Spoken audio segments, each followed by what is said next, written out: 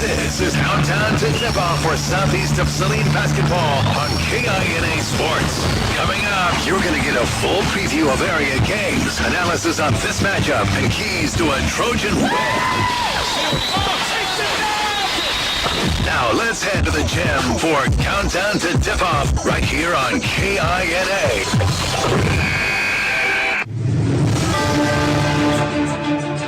The busy week continues for Southeast of Saline, now playing on back-to-back nights after being in Salina's Sacred Heart yesterday. Southeast made the trek south, now to pay a visit to Lyons, the newcomers this season in the NCAA for basketball. Hi everyone, welcome into Lyons High School. My name is Devin Haney along with Trey Tolley on live stream video tonight. That's brought to you by Precision Electric. We'll also be joined by Tyler Smith and Kevin Lilly as we bring you a doubleheader of Southeast of Saline basketball here this evening from Lyons. It's an NCAA League contest, Lyons hosting Southeast of Saline. Last night for the Lady Trojans of Southeast of Saline, it was a victorious venture into Salina to take on the Sacred Heart Lady Knights. Southeast of Saline got up to a pretty good start in this game, and they had an early 4-point lead.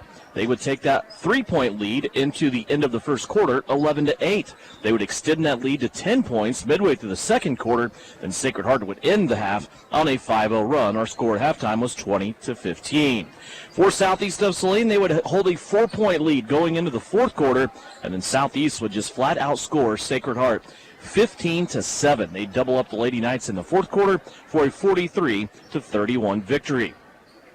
Kaya Samuelson, a freshman for Southeast of Saline, established a new career high in scoring with 16 points. 8 points for Reese Heinrich, Reagan Duran, and also Abba Pearson. 2 points for Sutton Douglas and 1 for Addison Rohr. Southeast of Saline solid from the free throw line once again on the girls' side. 7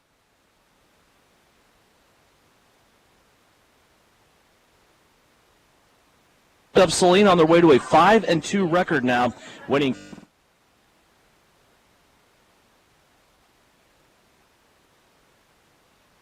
night against a newcomer to the NCAA this school year, the Lyons Lions. Minneapolis comes into tonight as we check the league standings, a perfect 3-0. Southeast of Saline also 3-0. Minneapolis 5-1 overall. Southeast of Saline 5-2 overall. After that, you have Ellsworth at 3-1 in league play, Sacred Heart at 1-2. Beloit at 2-2, Republic County at 0-4, and Lyons at 0-3. Checking our schedule for tonight as we take our first look at the Bennington State Bank scoreboard. Clay Center and Rock Creek tonight. 2 state-ranked girls teams going at it. That guys game will be pretty good as well. Clay Center and Rock Creek tangling tonight in the NCKL. Don't forget, Southeast of Saline has a visit to Clay Center on deck yet this week on Friday as they will visit the Tigers. Chapman plays Smoky Valley tonight. Sacred Heart is at Republic County in NCAA League play. Also a league game, Beloit is at Ellsworth. Salina Central is at Arc City. Mays is at Salina South. Bennington is at Marion. Abilene at Marysville. And El Saline at Hutch Trinity. That's some of your area schools that we'll keep a track on all night long as we check the Bennington State Bank scoreboard going through this evening. Getting you ready for Southeast of Saline Lady Trojan Basketball. The JV game ran a little bit late. The Southeast of Saline boys were victorious in that game, but we are about 15 minutes away from starters and the tip. Southeast of Saline and Lyons. It's the girls first, then the second. Remember, live stream video once we get started available on SalinaPost.com. And it's brought to you tonight by Precision Electric. If you are an aspiring electrician or maybe even want to have an apprenticeship, an internship in electric work, contact Precision Electrical Contractors. Tom and Trevor and Josh, all the guys over there do a great job, and I know they have taken on Southeast of Saline students before.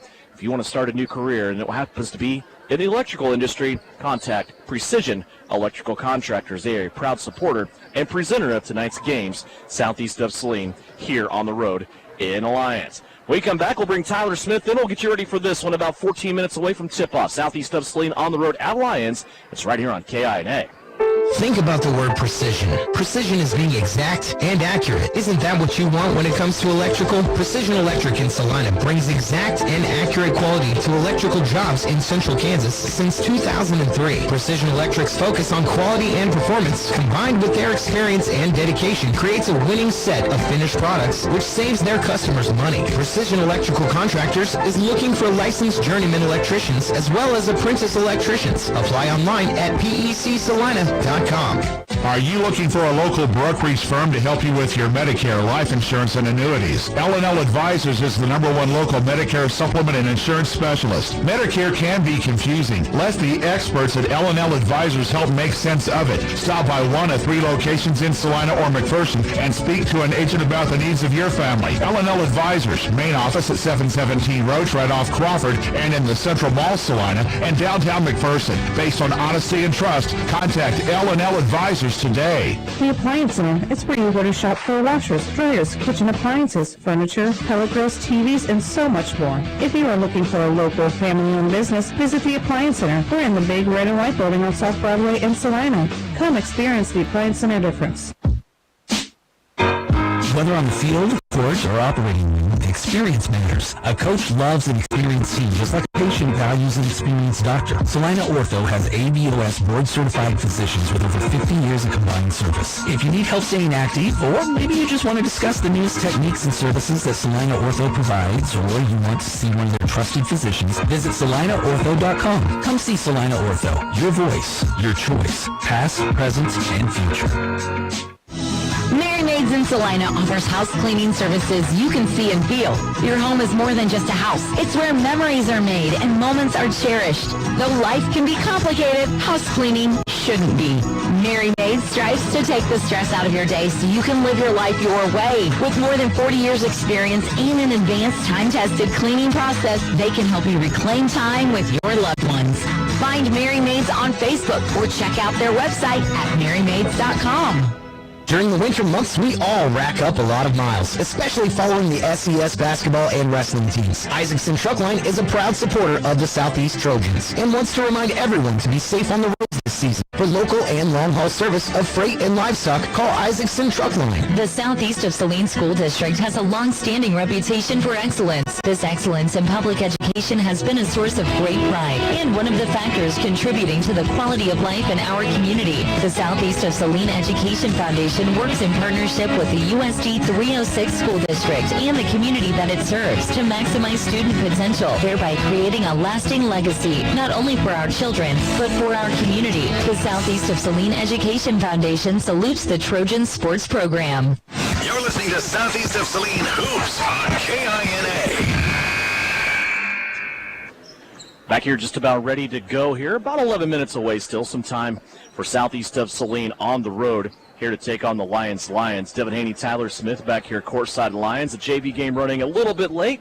Southeast of Saline's boys, though, doing their job on the JV court in a game that was very, very entertaining for a while. And then Southeast of Saline's junior varsity just kind of pulled away in that one. Looking ahead now to a varsity doubleheader. It is ladies first here as they get ready to take on a Lyons squad that is unfamiliar to the NCAA but familiar to Southeast of Saline. Right, Tyler?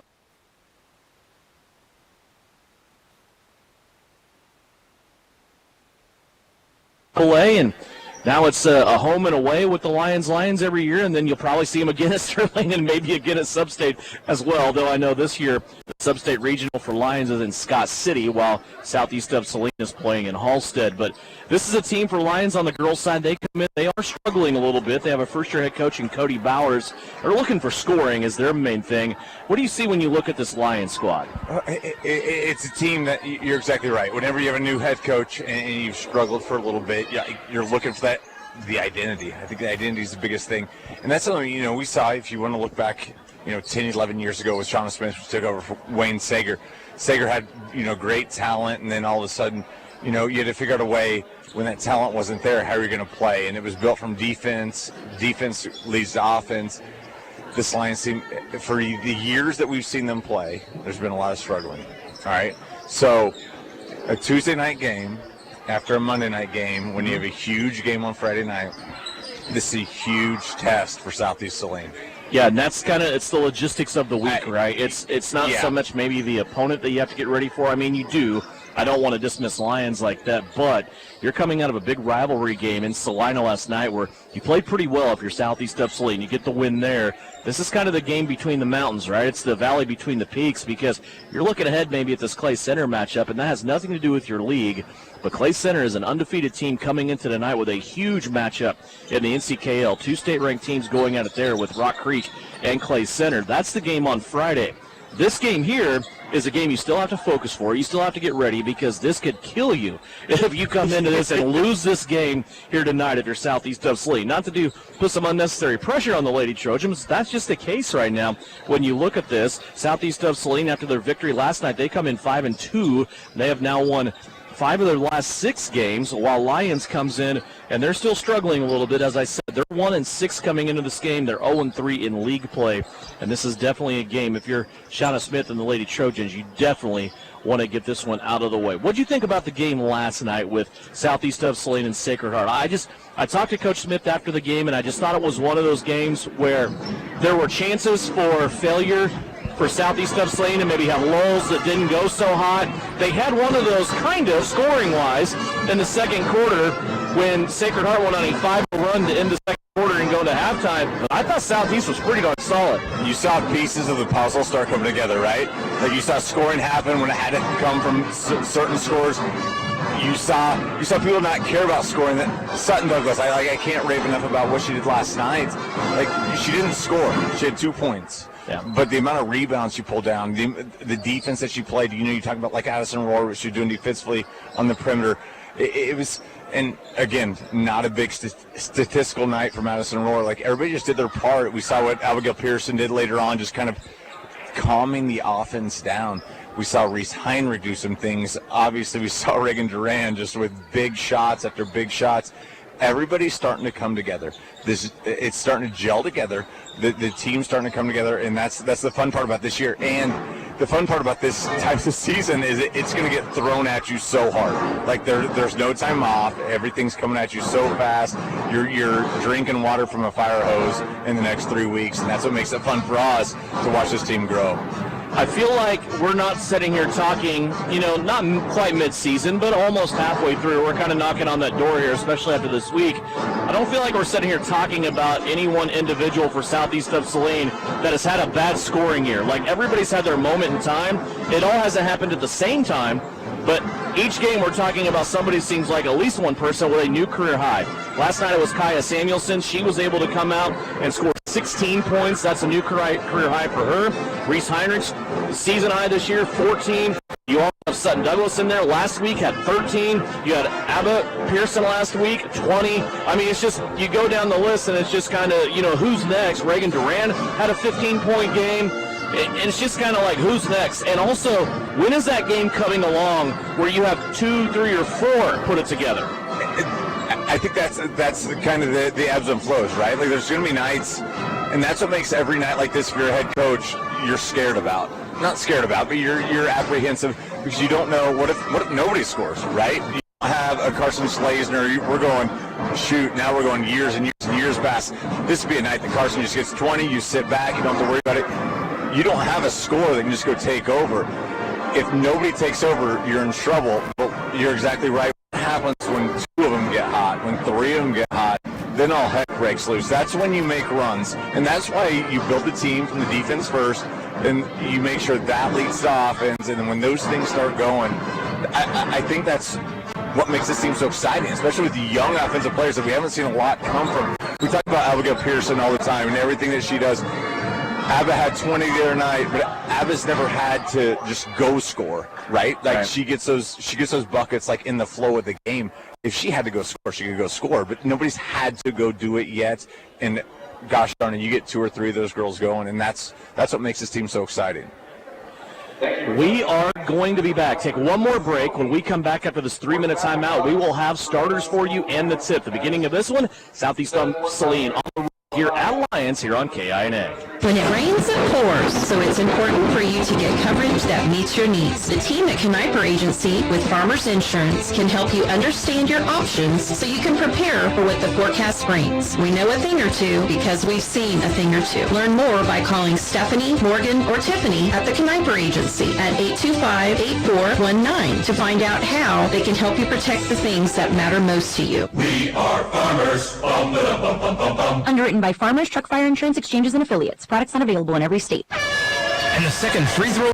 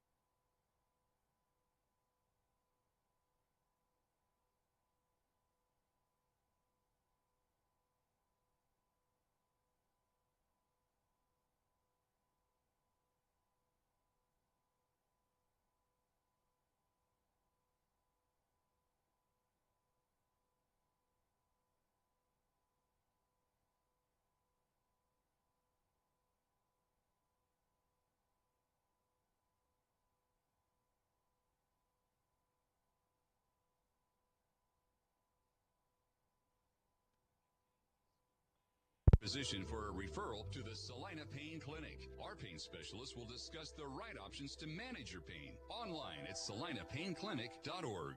Winter travel can be treacherous if your tires are worn out. Stay safe with an inspection at Commercial Tire Company. Cold weather also drops the inflation in your tires. Get them checked today to avoid losing grip or damaging your tires.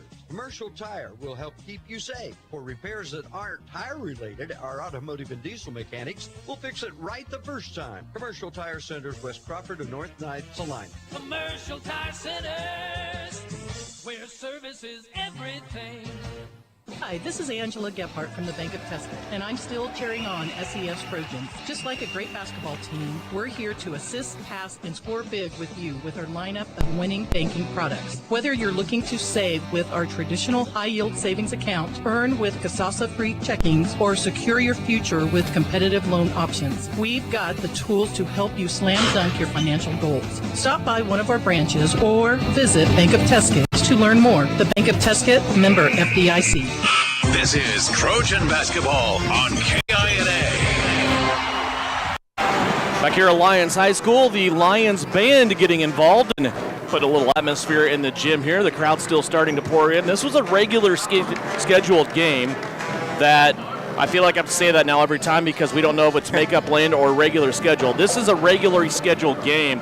Also, Friday at Clay Center will be that as well. So we get ready here for a league matchup. It is Lyons. It is southeast of Saline. Let's go over starters for you. Brought to you by Dr. Andrew Westbrook at Maury Clinic Sports Medicine. The Lyons starters for head coach Cody Bowers in his first season will be JoJo Vargas, a 5'5 senior. She averages 3.6 points a game. Diana Gonzalez, a 5'4 junior. 1.5 points per game. Also, Kiera Davis, a 5'4 junior. She averages 2 points a game. The two leading scorers, a senior and a junior. The senior is Peyton Cruz, a 5'6 senior who averages 5 points a game, and Sierra Belope, a 5'5 junior who averages 6.8 points a game. Lyons comes into this game on the girls' side. They're 1-6 overall. They are 0-3, still looking for their first NCAA victory. For the southeast of Saline Trojans, they come in 5-2 on the season. They are 3-0 now in league play under the direction of head coach Shauna Smith. They will start Addison Rohr, a 5'7 senior, 2.5 points a game, also 4.5 rebounds. She leads the team in offensive rebounding. Abba Pearson, a 5'7 junior, leads the team in scoring and rebounding, 10.5 points a game, almost 5 rebounds. Reese Heinrich, a 5'1 freshman point guard, 7.5 points a game, 2.5 rebounds, 1.5 assists per contest. Kaya Samuelson, a 5'7 freshman, 16 points last night in the game against Sacred Heart. She is averaging over 10 points a game now, 4 rebounds. She leads the team in assists and steals, almost 3.5 assists per contest. And Sutton Douglas, the 5'7 junior, 7 points a game, 4 rebounds, and 2 assists per contest. Shauna Smith is assisted by Steve Reedy and Kylie Holmes, her 9th season at Southeast of Saline. Southeast of Saline live stream video paired with the radio broadcast. Thanks to Trey Tolley. Right now on SalinaPost.com. And also visit the Salina Post YouTube page. It is presented tonight as our contest here from Lyons by Precision Electric. Lyons, southeast of Saline, getting ready to do battle here. Tyler, you have an extended period now to lay out your new image audio keys to success tonight for southeast of Saline. Well, Devin, I think it's all about just laying it out how you are as a head coach, right? So here's what you got. You've got 3 games this week. You just went last night. You had a very emotional win, right? Big win. You play at Sacred Heart and you win at Sacred Heart. Tonight, the PA. I mean, this is like Monday Night Raw. Okay, this is big time. But how do you get your team prepared? How do you scout? Like, how does Shauna Smith get her teams, to scout? What weeks like this lead to is what a tournament week is next week, and tournament weeks lead to playoff weeks. Playoff weeks lead to state tournament weeks. As a coach, it's all about how you handle this, how you address this to your team. I'm excited to see a young team that we continue to talk about Southeast comes out and approaches a road game against, let's say what it is, a lesser opponent. This is a game you should go out and win, okay? So go out and win it, take care of business. But how do you take care of business? Because It's this week. It's tournament week, which leads to playoff week, which then at one point you hope leads to state week, and that's preparation that you're working. If you're a head coach, you're figuring out how to give them information and how much information they can retain each and every practice. And really what we've known about the Lions, Lady Lions, seeing them over the past few seasons, we don't know if that exists this year, right? One thing that we could always count on them being was super scrappy. They're going to try to win the 50-50 balls. They're going to dive on the floor. We don't know if any of that's true right now because they have a new coach, so we're ready to see what they're all about this year. Yeah, no, you're exactly right. We've seen records that aren't always great from Lions, but what they do is get after it. Like they're old guys like us, we like to watch guys just enjoy and watch teams enjoy to play basketball. This Lions team enjoys to play basketball. They'll go after you, and there might be a night they just get hot. And that's what, you got to make sure your defense takes care of. You're Shauna Smith, you got to make sure you take care of every possession. Every possession is always valuable. But I expect a lot of hardcore, full court press defense from Coach Shauna Smith and the Southeast Saline Trojans. You want to create easy buckets. Defense is going to lead to offense any night.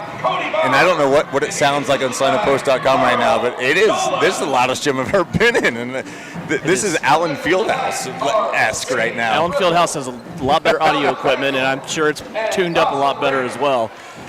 Anyway, quick turnaround laundry-wise for Southeast of Saline. They remain in their road jerseys. They will come in wearing their purples trimmed in black, along with a little bit of white and gray. Lions will wear the home whites trimmed in blue, and they will get ready here for an NCAA matchup. Lions and Southeast of Saline, glad you could join us. As we mentioned, a ton of good games tonight, good matchups.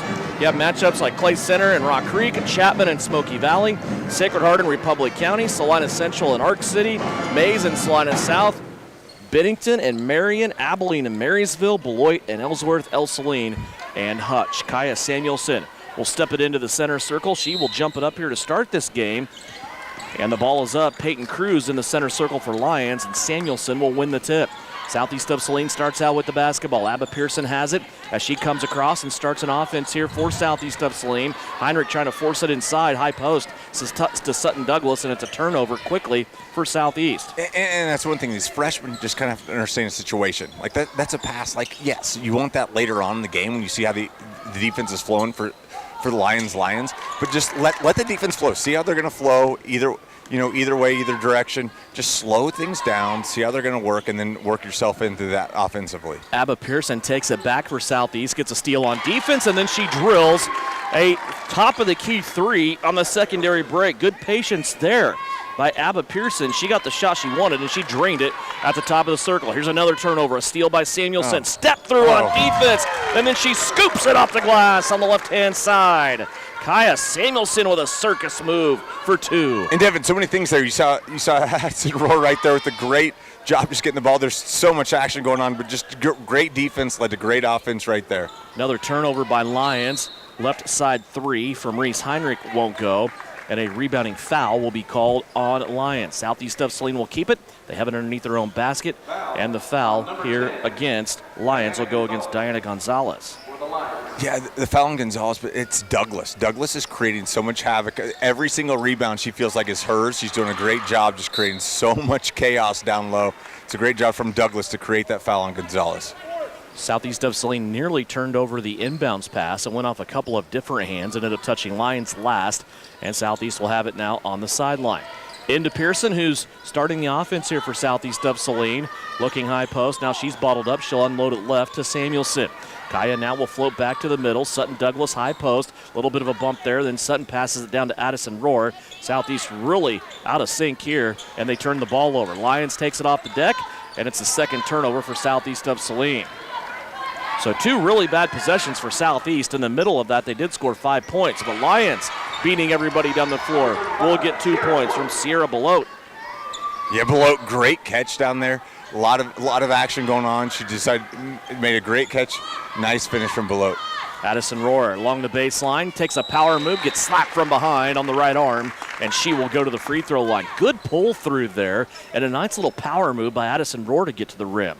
And number 2 on Gonzalez right there. And you got to love to see that from Rohr. Like, there's so many times I think Addison wants to dish the ball off, wants to do other things. You want to see that power move right there. Goes up strong, absorbs the contact, rewarded 2 free throws. First free throw by Addison Rohr is up and good.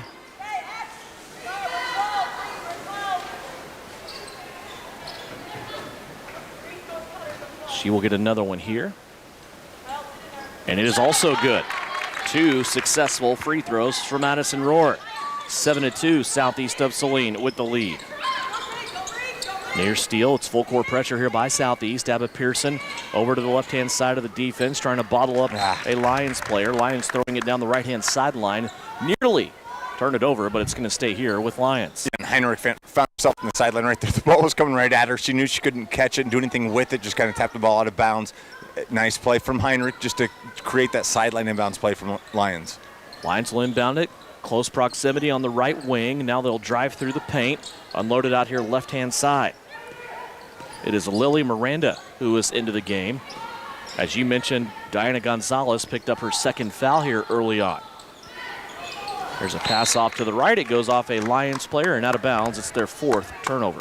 And we talk about, we often talk about offensively what the Trojans can do, but defensively it seems like they're interchangeable. We see that all 5 of these girls can play defense perimeterly. They can play off, down low. They can do so many things. You see right there, Douglas just got caught in a bad spot. There's an unfortunate pass that got caught back, and Douglas had no other option than commit the foul right there. But you got to keep Douglas out of foul trouble to have the success she's had in the nights we've had, when you see success from Southeast. 3 early turnovers for Southeast of Saline, then a foul on Sutton Douglas. It'll be the first Southeast of Saline foul.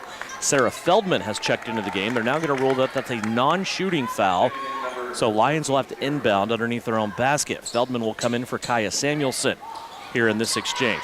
Here's another poke and a steal by Abba Pearson, her second one of the game. Up the floor to Douglas on the left-hand side. She is fouled, and Sutton will visit the free throw line. The foul on JoJo Vargas, trying to prevent that layup from Sutton Douglas after the steal. Yeah, and great catch from Douglas right there. Great pass from Pearson to get the ball out ahead of Douglas, so Douglas could run into it. She's sprinting ahead, just goes up for the layup, fouled hard by Vargas. Douglas from the free throw line, too strong, no good. She missed the first, second one pending.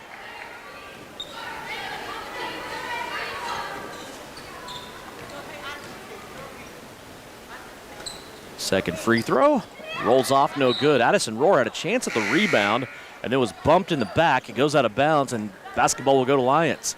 Annabelle Viales comes into the game. She will replace Sutton Douglas. Addison Rohr now will switch. She will come back to half court and join Reese Heinrich. And Devin, we talked about this last night, like the rotations that we're starting to happen. The substitute rotations, as you see an errant pass from the Lyons. By the way, beautiful mascot name. Like, could you go with anything else if you're in Lyons? But you see the errant pass right there, and you're seeing these substitution rotations. You're starting to get people more comfortable in when they're coming in the basketball game, when they're doing what their roles are. You see Viales right there, inbounds play. Unfortunately, you see right there, that's what you want from Rohr. Going up strong, looked like a lot of contact, despite the fact it's off of Southeast Saline. It's going to stay with Lyons. So Lyons will get the basketball here. It was a good move again by Rohr. Unable to get it to go, though, on the right-hand side of the basket. 7-2 now. Lyons, a baseball pass up the floor, and they're chasing it down now on the sideline. Addison Rohr there with the stop for Southeast of Saline. Lyons will retreat, come back out, maybe set up an offensive play here.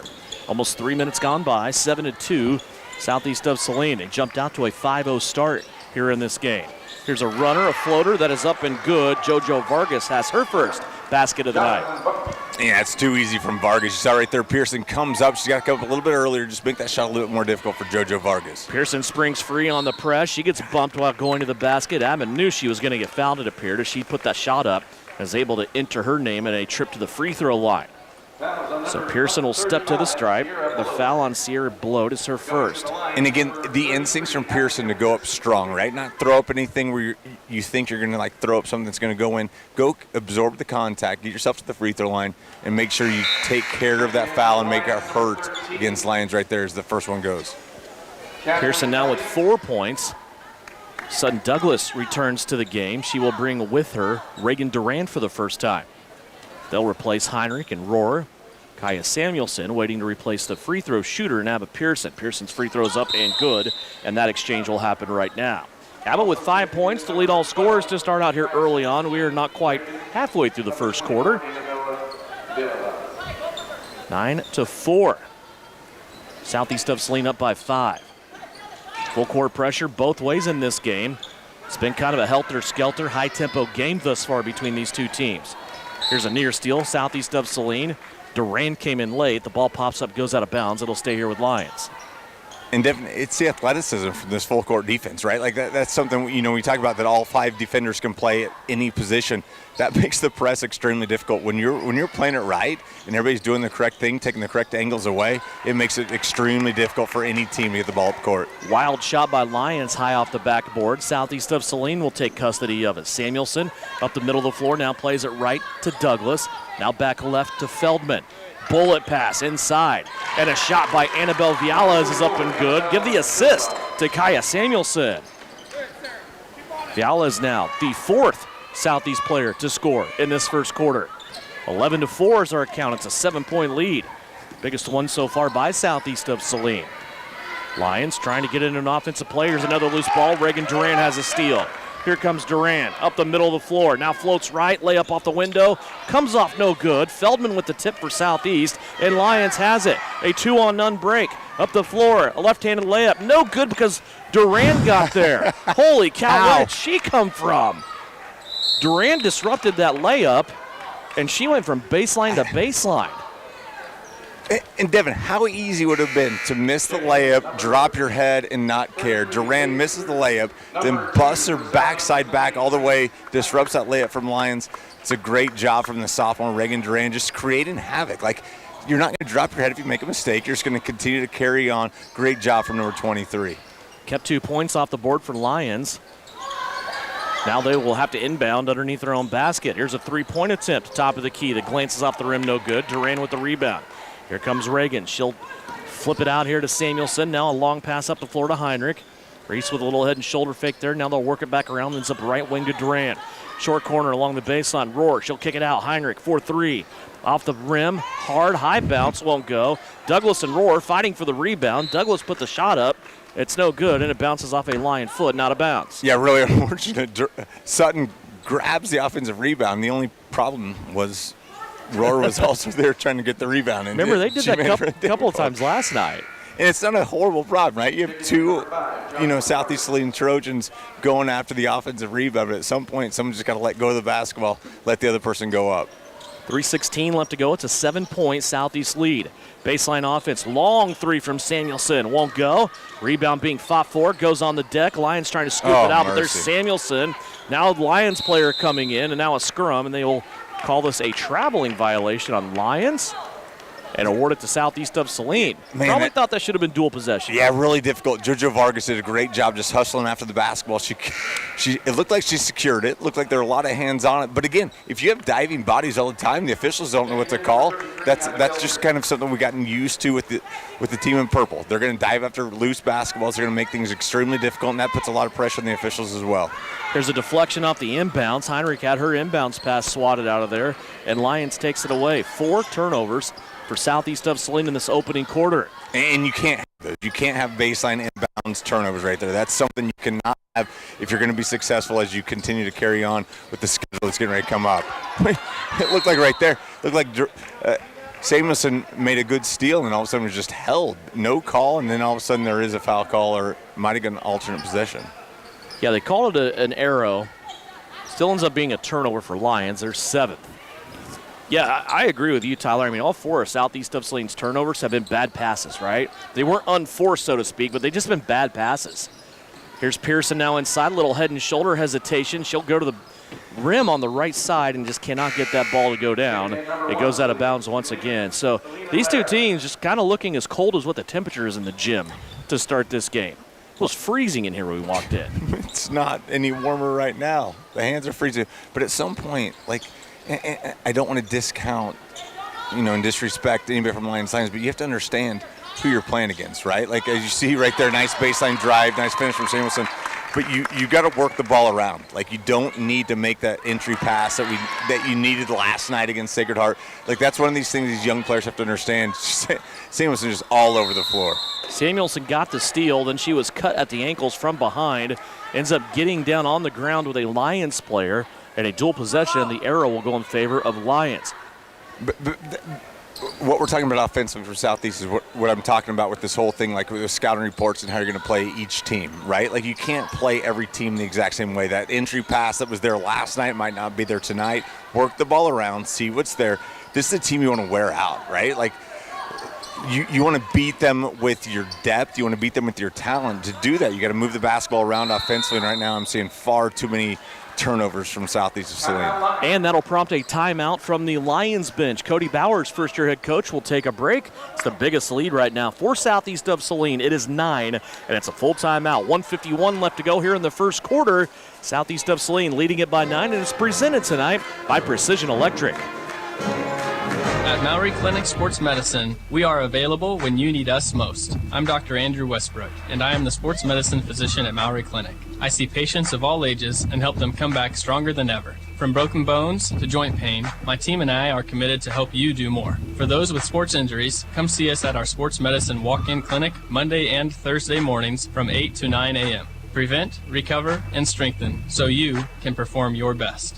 Maury Clinic Sports Medicine. Make your move with confidence. Visit Suburban Appliance Center in Salina to see the Whirlpool washer with 2 ways to wash, thanks to the 2-in-1 removable agitator. With a flexible capacity, you can take the agitator out for bulky loads or keep it in for items like jeans. Shop now at Suburban Appliance Center and get twice the washer you have at home. Suburban Appliance Center in Salina, located at 1900 South 9th Street, or check them out at suburbanappliancecenter.com. You're listening to Southeast Trojan Hoops on KINA. Welcome back to the Equity Bank broadcast booth. Devin Haney, Tyler Smith, Trey Tolley providing live stream video tonight. It's brought to you by Precision Electric. I want to thank them for jumping on board and helping us keep the video stream and Southeast of Saline basketball on the air for yet another night. Lions out of the timeout. And boy, the worst thing you want to do out of one of your coach's timeouts is turn that basketball over, and Lions has just done so for the 9th time.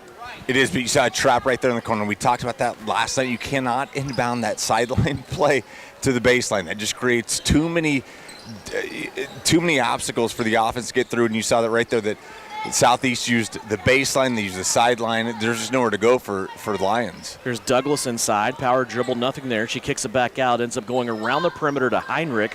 Her three-pointer around the horn won't go, but Douglas went to the other side of the basket after kicking that out, able to get the rebound with one hand and stick it back in. Devin, it's Sutton's ability to catch the ball high, keep the ball high, and go up with that layup is so – I think that's something we don't talk about enough, right? Like, so many players want to bring that ball back down, all of a sudden brings defenders on there, but Sutton just catches that ball high. Nice finish. It's a great job from Douglas. Sutton becomes the 5th Southeast of Saline player to score in this quarter. Still 1:12 left to play in the opening period. 15-4, Southeast of Saline. Biggest lead of the game, and it continues to grow. Here's a kick out. Lyons wants a 3. That glances off the front of the rim, ends up with Pearson in a run out. In traffic, she takes a jab step, changes directions, now goes back to the center. Now fires it back left to Feldman. Feldman looking inside. She has that knocked out of there, but Heinrich ends up with it. Reese now underneath the basket will score. Reese Heinrich becomes the 8th Southeast of Saline player to score in this quarter. Yeah, and a good job of Reese's body control right there. It looked like she was going to have to come to the right side, but she just stopped her body and went up for a nice, easy layup on the left. Steal, Samuelson. She'll take it to the bank. 3 dribbles after the takeaway, and she has 6 points. 19-4. Here's another steal. This is Heinrich. She'll cross over, get into the middle of the rim. Shot too strong, won't go down, and the ball bounces out of bounds. They will give it to Lyons with 23 seconds left. Interesting call there. It was Heinrich with 3 Lions. So that'd be 6 Lions. But the ball's out on Heinrich, according to the official. Inside 20 seconds left to go now in the first. 19-4. Southeast has had a good stretch here. They kept Lyons from getting across half court several different straight possessions and end up scoring on all of them. Here's a drive now and a kick out, a 3-pointer that will go up for Lyons. Too strong, no good. Rebound by Heinrich with 3 seconds left. Reese now will try to unload it, and it'll be the end of the quarter. Strong finish to the first quarter by Southeast of Saline. Lady Trojans will take a 15-point lead into the second quarter. You're listening on KINA and watching live stream video paired with the radio broadcast on SalinaPost.com. Southeast of Saline leads it by 15, and it's presented by Precision Electric.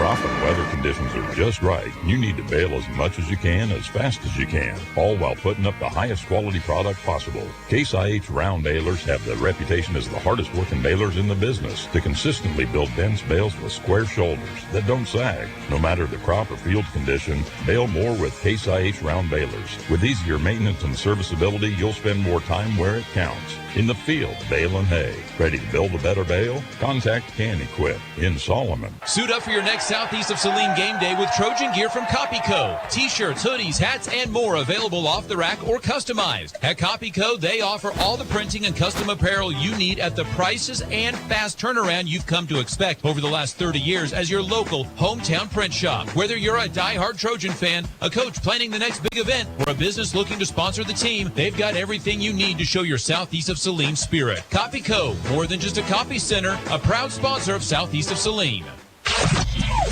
You're listening to Southeast of Saline Basketball on KINA. Welcome back to Lyons High School in the Equity Bank broadcast booth. Devin Haney, Tyler Smith, Chris Cato producing and engineering tonight as we are trekking along a challenging 2 weeks of road games for Southeast of Saline's. Lady Trojans start out with the basketball. Sarah Feldman, defensive pressure, got into a walk there. It's the 5th turnover for Southeast of Saline. And I want to make this point. The first 3 minutes of that quarter, Southeast of Saline had 4 turnovers. Now they're sitting with 5. Just settled in a little bit, right? Yep. And that's something, you know, it's always difficult. You see right there, it looks like, oh, they're going to keep the ball with Lyons. Very unfortunate call against Southeast.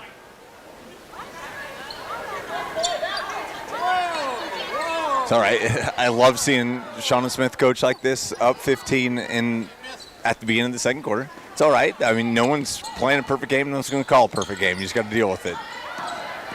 Sierra Belote will take the inbound. She will go all the way to the rim, end up on the opposite side of the basket, and a foul called against Southeast of Saline. That'll result in 2 free throws. The foul against Kaya Samuelson is her first. That is just the second team foul for Southeast of Saline here in this first half. Yeah, and again, Beloit hadn't. Yeah, Sierra Beloit right there. She had an open opportunity. She saw a little daylight. Just took the bucket, took the basket, took the ball hard to the basket. More easy for me to say. She's the leading scorer for Lyons as a junior. And I love this, right? Like, look how she's kind of cockeyed on the free throw line, not lined up straight. It's always kind of fun to watch how free throw shooters take their shots. Missed them both. 0 for 2 on that trip. Addison Rohr jerks the rebound for Southeast. Off to Heinrich, now to Samuelson, right wing. Samuelson, overhead pass to Pearson, now to Addison Rohr. Rohr has a Lion dip in, try to take her dribble away, but she protects it. Comes back now to the near side in front of the Lions bench to Pearson. Now back around Heinrich. Heinrich returns it back to Pearson. Good ball movement here by Southeast against this Lions zone. Samuelson, survey. Now she throws it left. Into Sutton Douglas. She is bumped. Ball taken away. It rolls on the floor. Heinrich will pick it up. Samuelson now. Short corner. Rohr. What a beautiful pass to Sutton Douglas under the basket.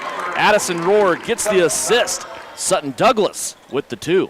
Well, and there was an issue right there with the entry pass from Heinrich to Douglas. It looked like the ball all of a sudden was cleaned up by Rohr. She did a great job. Great pass from Rohr to Douglas. Heinrich with the steal. Samuelson opposite side of the floor with the jumper. That won't find a home. It comes off. Lyons has it.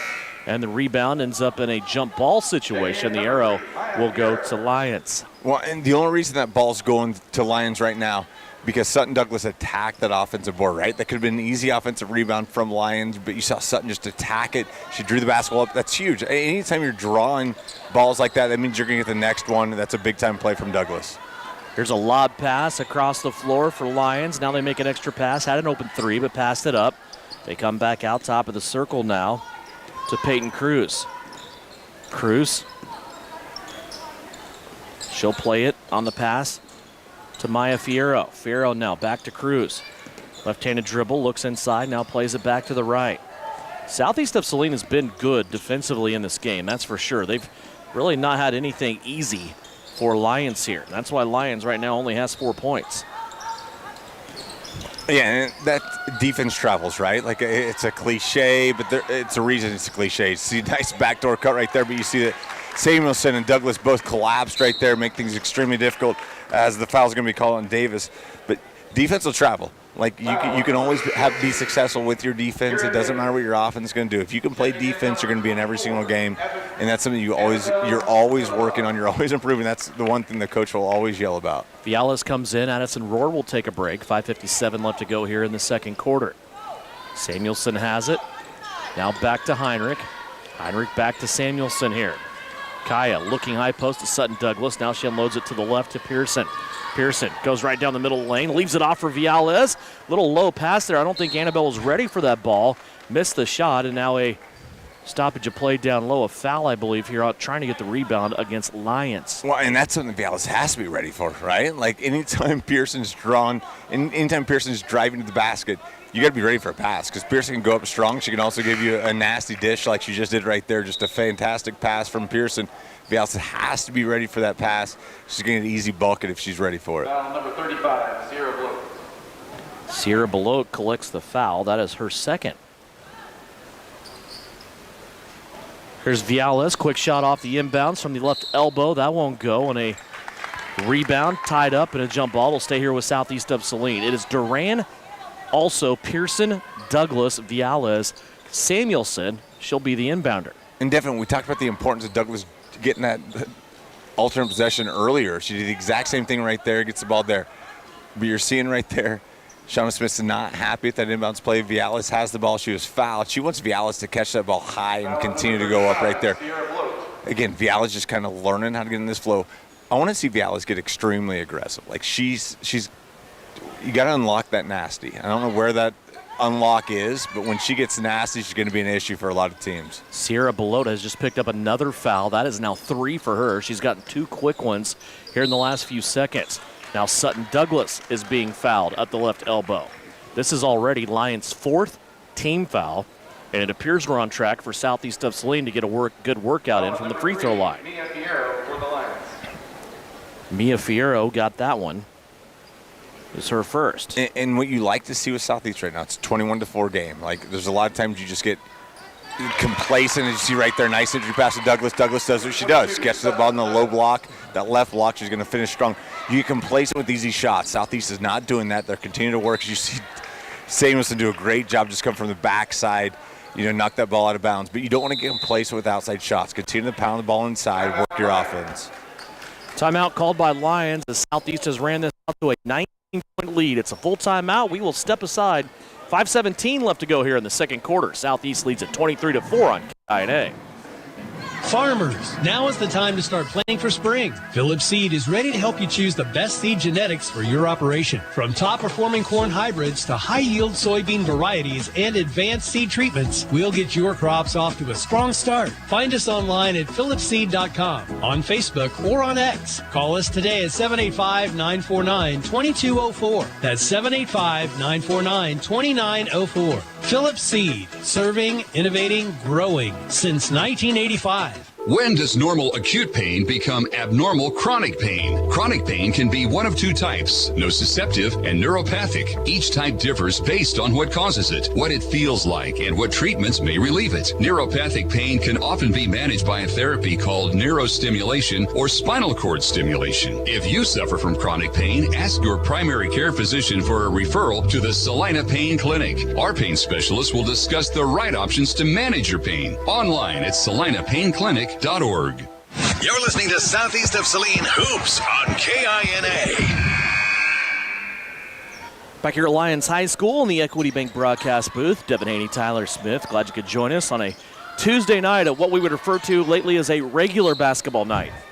We haven't had one of those in a while. No, we've had Thursdays, we've had Mondays. It's nice to be on a Tuesday. Tomorrow's Wednesday. Yeah.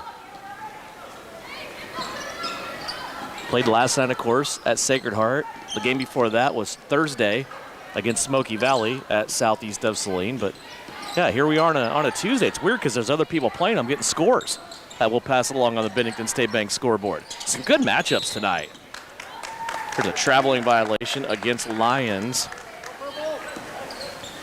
Turnover number 12 for them, second one of the quarter. 4:57 left to go here in the second quarter. 23-4 is our score. Southeast of Saline with the lead. Full court pressure coming up here for Lyons. I think this is good for Southeast of Saline. They've seen a couple of different presses this year, and that's exactly why it's good. A turnover here for Southeast of Saline. You cannot get enough practice against the press. No, you definitely cannot. And we've struggled with that. Like that's a pass Sutton Douglas can't make right there, right? Like that, it's the good idea, but the pass is too high. I mean, Jared Goff can tell you all about passes that are too high right now. It's going to cost him millions and millions of dollars. You got to be able to handle this pressure. You mean Sam Darnold? Yes. Yeah. Sheesh, I don't. Yes, that's on me. Here's a good ball reversal by Southeast of Saline on offense. Ends up in a Pearson three-pointer left-hand side. Rattles in and out, no good. Still remaining 23-4. Yeah, Goff's doing fine. So I do far. apologize. So far. I do apologize. It is definitely Sam Darnold that's struggling. He just lost millions of dollars because he throws the ball high. Goff's got the same issue Mahomes has. They both advanced to the second round of the playoffs. They haven't thrown a pass yet. Yes. Hey, right there, just great defense from Vialis. You saw. Here's the thing. Like again, you have a 19-point lead in the first half. You got to continue to play sound defense. You saw right there, Vialis, that you went straight up. Didn't try to do anything special. Just went straight up.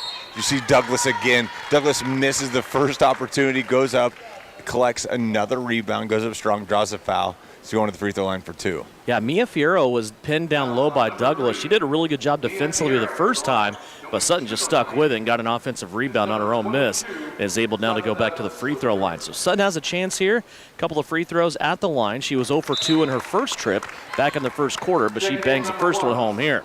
5 points in the quarter for Sutton Douglas. She has 7 for the game. And Devin, the other night we talked about like what are trends and what are anomalies. I think a trend is Sutton Douglas just fighting hard for every single ball, and she's got great hands and she misses that free throw. But you see so many times that she gets rebounds that potentially other players aren't going to get. I mean, it's that volleyball background that we talked about. Like she's just, the hands are there. She knows where to be position-wise. She's just done a great job for Southeast, just collecting those balls that normally other players wouldn't get. Reese Heinrich knocks a pass out of the air. Lyons is going to be able to keep it. Douglas went 1 of 2 at the line. 24-4 is Southeast of Saline's lead right now. Now a foul will be called by the outside official down low. It'll end up in 2 Lyons free throws. It will be the second team foul for Southeast of Saline, and will go against Annabelle Vialas. It is her first personal, and again for Southeast of Saline in a game that's kind of helter-skelter, in a game that would be easy to commit fouls, so to speak. They only have 3 team fouls. It would, but that's a foul from Vialis. Like you talk about it, the day one of youth basketball, you can't go with that inside hand, right? You have to go with that ball side hand. She all of a sudden went with that outside hand. She was in trouble. She came back. She had to scurry back. She commits a foul. But you go with that left hand, you might have yourself a layup or a dunk on the other side. You've got to go with that ball side hand. Second free throw is up and good. Lyons now 1 of 4 as a team from the free throw line. That one, a make, came from Fierro.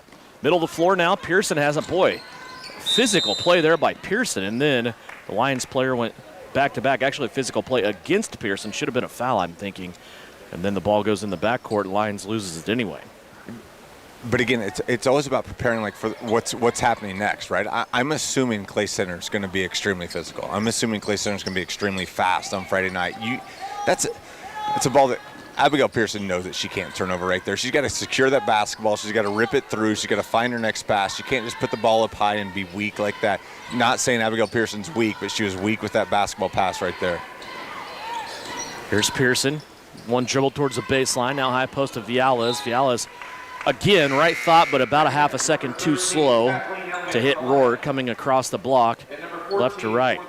It's always gauged where if you're going to make that block-to-block cut and you're trying to throw a pass high to low, you always throw it when the player is underneath the rim, right? Then she meets it there. Yes, you can't throw it. It's that click, right? It's not a second. It's not a beat. It's a click. You got to get that click earlier, and then you'll be successful. Always lead them through so they can catch it in a good scoring position. Three-pointer by Heinrich off the inbounds. No good. Lyons has the basketball back. 2.5 minutes left to play here in the second quarter. Talk to Francis Flax at halftime. Traveling violation here called against Lyons. And that is Sierra Below. She is back in the game with 3 fouls. And this defense pressure continues. And I want to say this, I appreciate the officiating. Like, it's a 19-point lead. You know, a lot of times you kind of see the officiating kind of change. They've officiated the same game the entire, first half. They're rewarding good defense, and they're making sure that, good defense is being paid off. Reese Heinrich just lost the basketball for a Southeast of Saline turnover. She had like the Inspector Gadget wrist going on. Just kind of extended out on her, and she lost it. That was kind of a weird deal, but the Southeast gets it down the floor. They kick it out. Sarah Feldman for three on the left-hand side. Her first bucket of the night. Hey, when Feldman gets her feet set, ball's in the right spot, just a straight, smooth stroke from Feldman. Great shot from the senior. An undetended Lion down low. It's Mia Fierro. She's going to turn, score the basket, and then fouled late from behind by Pearson. So the basket will count. Fierro will go to the free throw line. Abigail Pearson gets her first foul of the night. And a timeout called by Southeast of Saline. 30-second timeout. We'll step aside quickly from the Equity Bank broadcast booth. You're listening to Lady Trojan Basketball. Knauf Auto and Truck Accessories. Everything to bling out your ride in one place, including top quality lift kits, wheels and tires, bumpers, Jeep accessories, fender flares, bed covers, bed liners, step bars, even custom painting. Knauf Auto is the and soil dealer and has many synthetics and filters in stock. Visit Knauf Auto on Facebook for specials, great ideas, and let them make your truck stick out in a crowd. Knauf Auto and Truck Accessories, supporting the Southeast of Saline Trojans. You're listening to Southeast of Saline Hoops on KINA. Welcome back to Lyons High School here on KINA. Also live stream video. These games presented tonight by Precision Electric. Some scores from across the area. Gives some good matchups tonight. Chapman and Smoky Valley at halftime on the girls' side. They are tied at 26. Marysville right now defeating Abilene at halftime in the girls' game, 30-5. Salina Central trails by 1 to Arc City in girls' play, 26-25. Also, Hutch Trinity leading El Saline by 7, 13-6. Lions mix their free throw. Southeast of Saline turns it over. Still trying to fight that press in the backcourt. And that's exactly what we're talking about. Like, you got to slow yourself down. Reagan Duran just an errant pass. Like, Reagan Duran just ripped the ball through, go be an athlete, get through that press. Like, it's a token press, right? They're not looking to trap. They're not looking to do anything. You are fully capable to bring the basketball up the floor. A hand check foul up top will go against Addison Rohr. And now all of a sudden, Southeast of Saline goes from committing only a couple of fouls to right up against the limit. That is their fourth foul. Addison Rohr, it is her first. Southeast has nobody with more than one foul. 1:38 left to play. Lions with the basketball. Little handoff play over on the far side. Kira Davis with it. Had a push off there against Heinrich, got away with it, but then throws it away. It's turnover number 15 against Lions. And Southeast of Saline will take it back. And good on-the-ball defense right there, and then great job from Feldman just making sure that pass couldn't get to the Lions, where the pass was intended. It's a great job. But right there, you see the foul called on Lyons. You see the foul called on Davis. But that's a ball where Kaya Samuelson catches the ball. You're breaking the press. You want to see her rip that ball through and see what she has. It's not just an automatic just pass. You're not just crossing the court right there. You want to see her rip that ball through, see what she has. You're a quarterback right there. All of a sudden you have everything in front of you. Go see what you can do. Kaya Samuelson at the free throw line after she was fouled in the open floor. Her first free throw is up and good. That's the first point for Kaya here in the second quarter. She had 6 in the first. Southeast of Saline back up by 20 here. Second free throw bounces home for Samuelson as well. Kaya has shot well from the free throw line this season, about 80%. 29-8. Not too shabby. Yeah, I'd take 80%. Pretty good. Here's a three-pointer put up by Lyons off the heel. That's no good. Reagan Duran with the rebound. Reagan now negotiating in the backcourt. She'll throw it up, right wing to Heinrich. Rohr steps through, now passes back out to Feldman. Extra pass, Duran. Three-pointer on the way. Yes, sir, Reagan Duran. She is on the board. She becomes the 8th Southeast player to score. And Devin, you can X and O's things all you want, right? But every once in a while, just plays like that happen. And I think that's something the Southeast has to get better at. And whenever you have younger players, that's one of those things. Like, every once in a while, just play basketball. As you see right there, nice steal from Heinrich. Now go just play basketball. The X's and O's might not work. The transition game might not be there. Just see what happens. Go score. 24-point lead for Southeast of Saline. They have the basketball. May play for one shot here. 23 seconds left to go in the second period. 32-8. Southeast trying to extend upon that. Duran has it. Now Heinrich, left-hand side, Feldman. They come back to Reese Heinrich, middle of the floor. 10 seconds. Now a pop out here to Rohr in the corner. Right in front of the Lions bench. Now back to Heinrich. Clock down to 4. Here's a three-pointer put up off the heel. No good from Duran. Heinrich with the rebound, and her stick back falls short as well, and we are at halftime. 32-8, the lead for Southeast of Saline as they go to halftime here with a comfortable 24-point lead, their biggest of the half. Coming up on the Knopf Auto and Truck Accessories halftime report, we'll have a conversation with Francis Flack, see what the Southeast of Saline guys are doing 24 hours after a loss. We will also have numbers from the first half and scores on the Bennington State Bank scoreboard. We are at halftime. Southeast of Saline leads it in the girls' game 32-8 right here on KINA. Are you looking for more than a job? Searching for a company that cares about its employees and rewards them for hard work? Street Plumbing, Heating, and Electrical is growing and looking for great people who want to work in plumbing and HVAC. With attractive benefits and competitive pay, the goal is to help you make a career out of what you do and love going to work. For more information, visit the website, streetphe.com.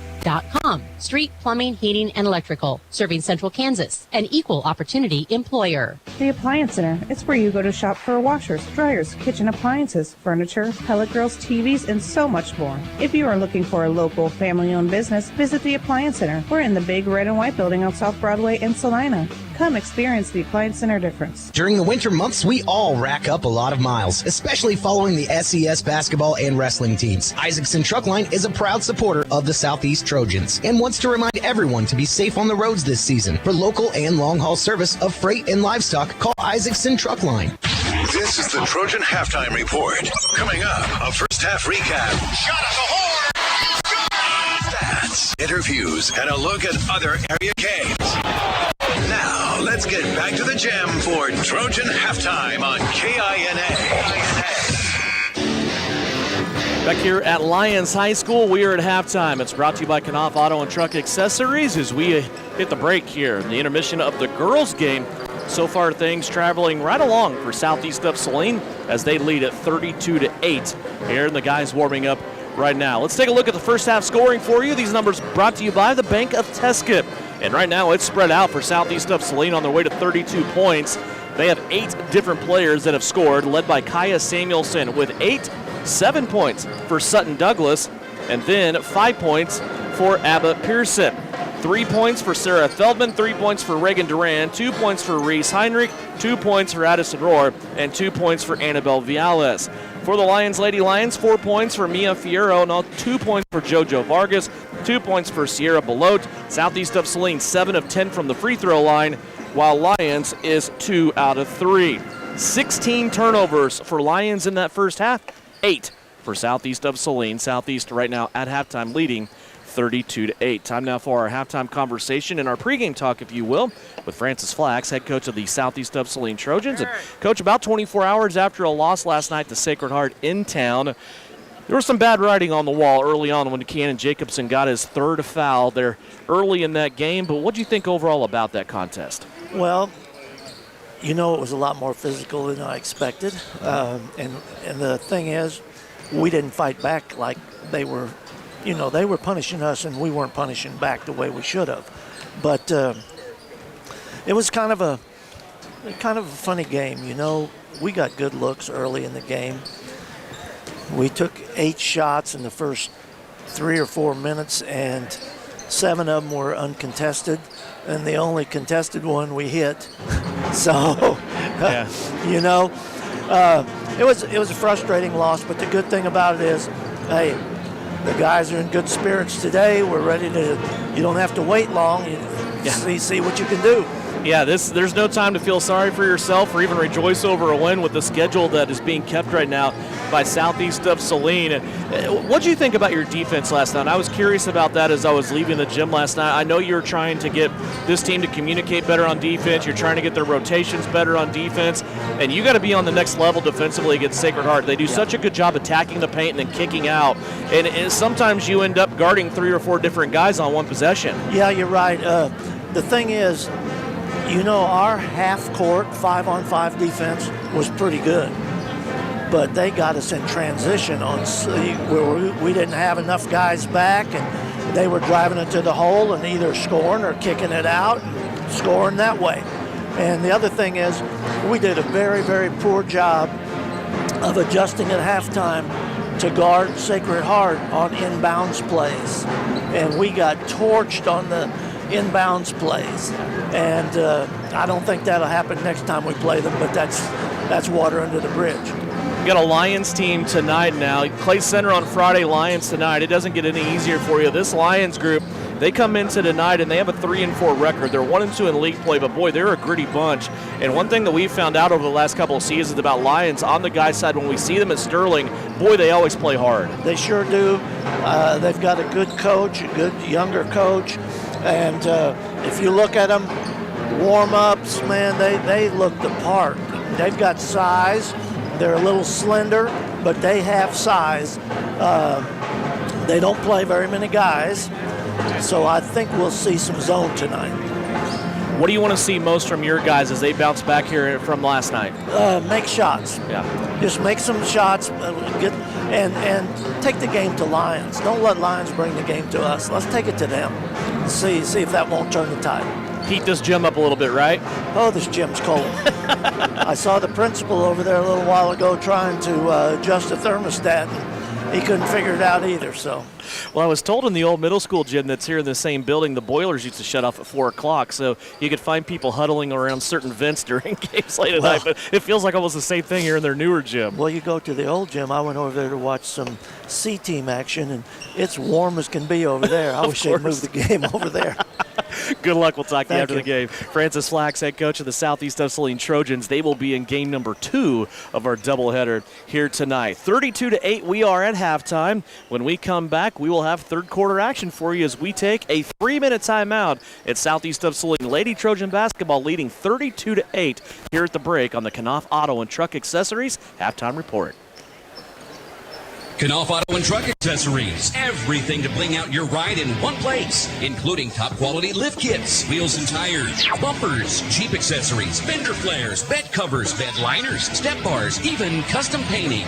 Knopf Auto is the and soil dealer and has many synthetics and filters in stock. Visit Knopf Auto on Facebook for specials, great ideas, and let them make your truck stick out in a crowd. Knopf Auto and Truck Accessories, supporting the Southeast of Saline Trojans. At Maury Clinic Sports Medicine, we are available when you need us most. I'm Dr. Andrew Westbrook, and I am the sports medicine physician at Maury Clinic. I see patients of all ages and help them come back stronger than ever. From broken bones to joint pain, my team and I are committed to help you do more. For those with sports injuries, come see us at our sports medicine walk-in clinic Monday and Thursday mornings from 8 to 9 a.m. Prevent, recover, and strengthen so you can perform your best. Maury Clinic Sports Medicine. Make your move with confidence. Trojan fans, it takes fuel to win the day. When you're following our team to show that purple pride, fill your tank with gas and diesel as you're coming or going at our 24/7 pumps. And be sure to stop to get the energy you need with a hot cup of New England coffee or cocoa. Or grab a slice of your favorite Hunt Brothers pizza and snacks. Assyria Oil and Hardware is proud to support the Southeast of Saline community. Located at the corner of Center and Main in Assyria. We'll fill you up. The Trojans are experts in precision passes, and Everhart Precision Ag are your experts in grid soil sampling. Everhart Precision Ag does all the sampling and data analysis in-house, keeping it local and close to the farm. They're also your local channel seedsman, selling all seeds with an emphasis in corn and soybeans. Trust Matt Everhart and Lane Hensley at Everhart Precision Ag, serving Saline, Dickinson, McPherson, and Ottawa counties, and also supporting Southeast of Saline Trojans. For more information, visit everhartprecision.com. Hi, this is Angela Gephardt from the Bank of Tuscan, and I'm still cheering on SES Trojans. Just like a great basketball team, we're here to assist, pass, and score big with you with our lineup of winning banking products. Whether you're looking to save with our traditional high-yield savings account, earn with Kasasa-free checking, or secure your future with competitive loan options, we've got the tools to help you slam dunk your financial goals. Stop by one of our branches or visit Bank of Tuscan to learn more. The Bank of Tuscan, member FDIC. The second free throw is good. The Trojans have called timeout to make some important decisions. Hi, fans. It's Winnell Garrettson from Salina Homes. In every game, there are lots of options to make the right play. And in real estate, the plays can be challenging. Whether you're a first-time buyer, upsizing for the family, investing in rentals or commercial property, or selling land, I have the knowledge to help you win your real estate game. It's sure to be a slam dunk when I serve as your realtor. Buy or sell, call Winnell. You're listening to Southeast of Saline Hoops on KINA. Back here at Lyons High School. Boy, it took us way east there for a second. Lyons High School. 32-8, the lead here for Southeast of Saline. Some scores as we check the Bennington State Bank scoreboard. These are all halftime girls scores. Hutch Trinity leading El Saline 27-13. Sacred Heart leading Republic County 27-4. Beloit leading Ellsworth 30-23. Smoky Valley and Chapman all tied up at halftime. 32-8, sometimes sloppy, sometimes really sharp. Boy, just kind of up and down here in the first half for Southeast of Saline. Tyler, what are your new image keys to success for Southeast here in the second half? Secure the basketball. That's the biggest thing, right? Secure the basketball, play sound defensively, as we've already seen. Again, you're always prepping for the next step, right? And one of those things you have to do is secure the basketball and understand, like, offense isn't always going to be there. Like, when the X's and O's fall apart, go to work. Here's a three-pointer off of a drive for Lyons. That is an air ball. Abbott Pearson with the rebound here for Southeast. Samuelson on the left-hand side. Now Addison Rohr will pop out. She's between the circles in the center of the floor. Now over to Reese Heinrich. She'll drive and collect the defense, top of the zone, and try to throw it down to Sutton Douglas. That was just a weak pass that time, and it was taken away by Lyons. Then consequently a foul will be called here on Southeast of Saline on Samuelson. And Devin, sometimes these are the toughest games to play in, toughest games to coach, right? Because you want everything to be perfect, and it's not going to happen. Like in sports, it just doesn't happen. But you don't want turnovers. You don't want anything to go wrong. But you know you're overmatching the opponent right now, so you want everything to be perfect. You see right there, they're going to call a foul on Pearson, trying to get to the baseline and call a block on her. It's not going to happen. But how do you roll with it? Because officials are humans. They're kind of in this business as well. They understand what's going on. So now you have to play extremely clean, extremely perfect, with ball security. Because on Friday night, if you don't have ball security, you're going to be in a lot of trouble. Friday night, you're referring to a date with an currently undefeated. Yeah, I can't wait for that. Clay Center team that is on fire. They have had really big victories against Marysville, against Walmego as of lately.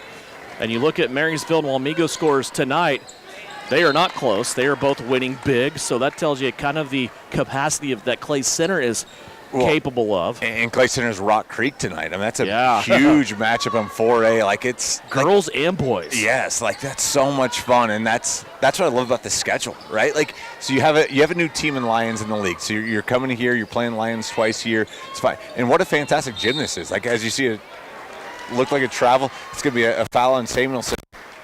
And so this is what you got to work on, right? Like, you've got to play, and you got to figure out a way like how to play with fouls, how to play without committing fouls. You see Duran coming in immediately for Samuelson.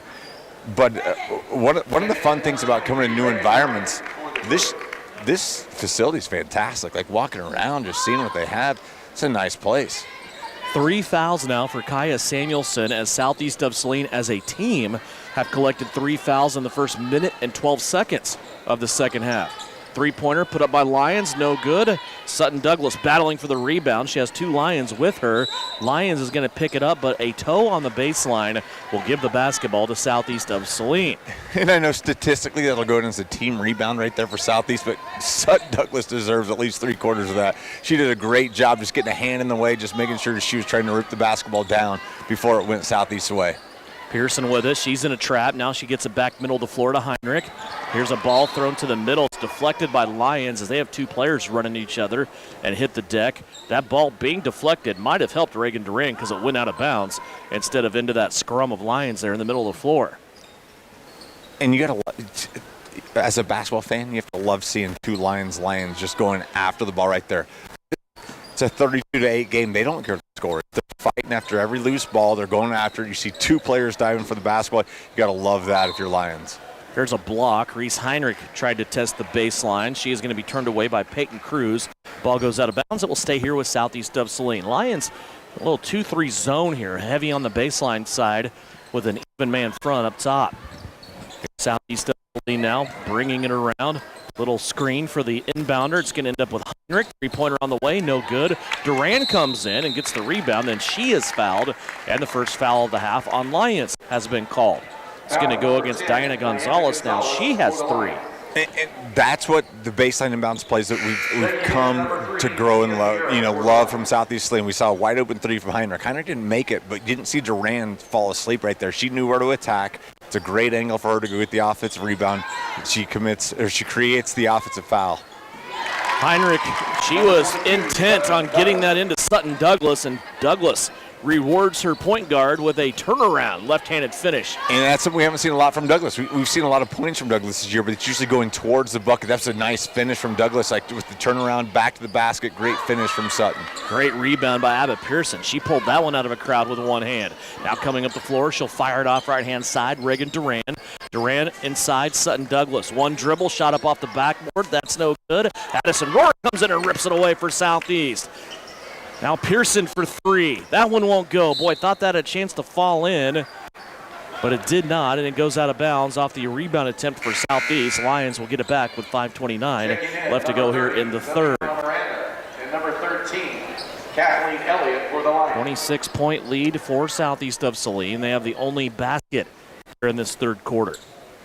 Live stream video on SalinaPost.com, free of charge for you anytime. You can watch it live or on demand. It's brought to you tonight by Precision Electric. Little extended zone defense here by Southeast of Saline. Lions working top of the circle. Now a lob pass inside. They kick it back out. Sierra Belote had it briefly. Now Sutton Douglas takes it away. Sutton was in a crowd that time. She just slammed on the brakes and looked for a ball handler in Reese Heinrich. There's Reese. Here comes Reese now. She works it back to Pearson. Over to Duran on the left-hand side. Back in Douglas. That is great secondary offense there. They didn't have anything initially on the break, but they were able to be a little bit patient and reverse the ball on the other side of the floor. One, I love to see post players rewarded for high IQ plays. She made a great play defensively, didn't do anything stupid, got the ball to the perimeter, and then she busted her backside down, beat everybody else down the court, and she's rewarded with a layup. It's a great job from Sutton. Lions with a shot inside. Reagan Duran takes it away, and now Reagan is off to the races, and there's not going to be anybody catch her. Duran's layup up and good. Reagan Duran has 5. Yeah, great job. Gets that ball 90 feet away from the bucket right there and just races and beats everybody else down the court. Once you get Duran full head of steam, it's just a great finish from Reagan Duran. Nearly halfway through the third period here. It's a 30-point lead for Southeast of Saline. They lead at 38-8.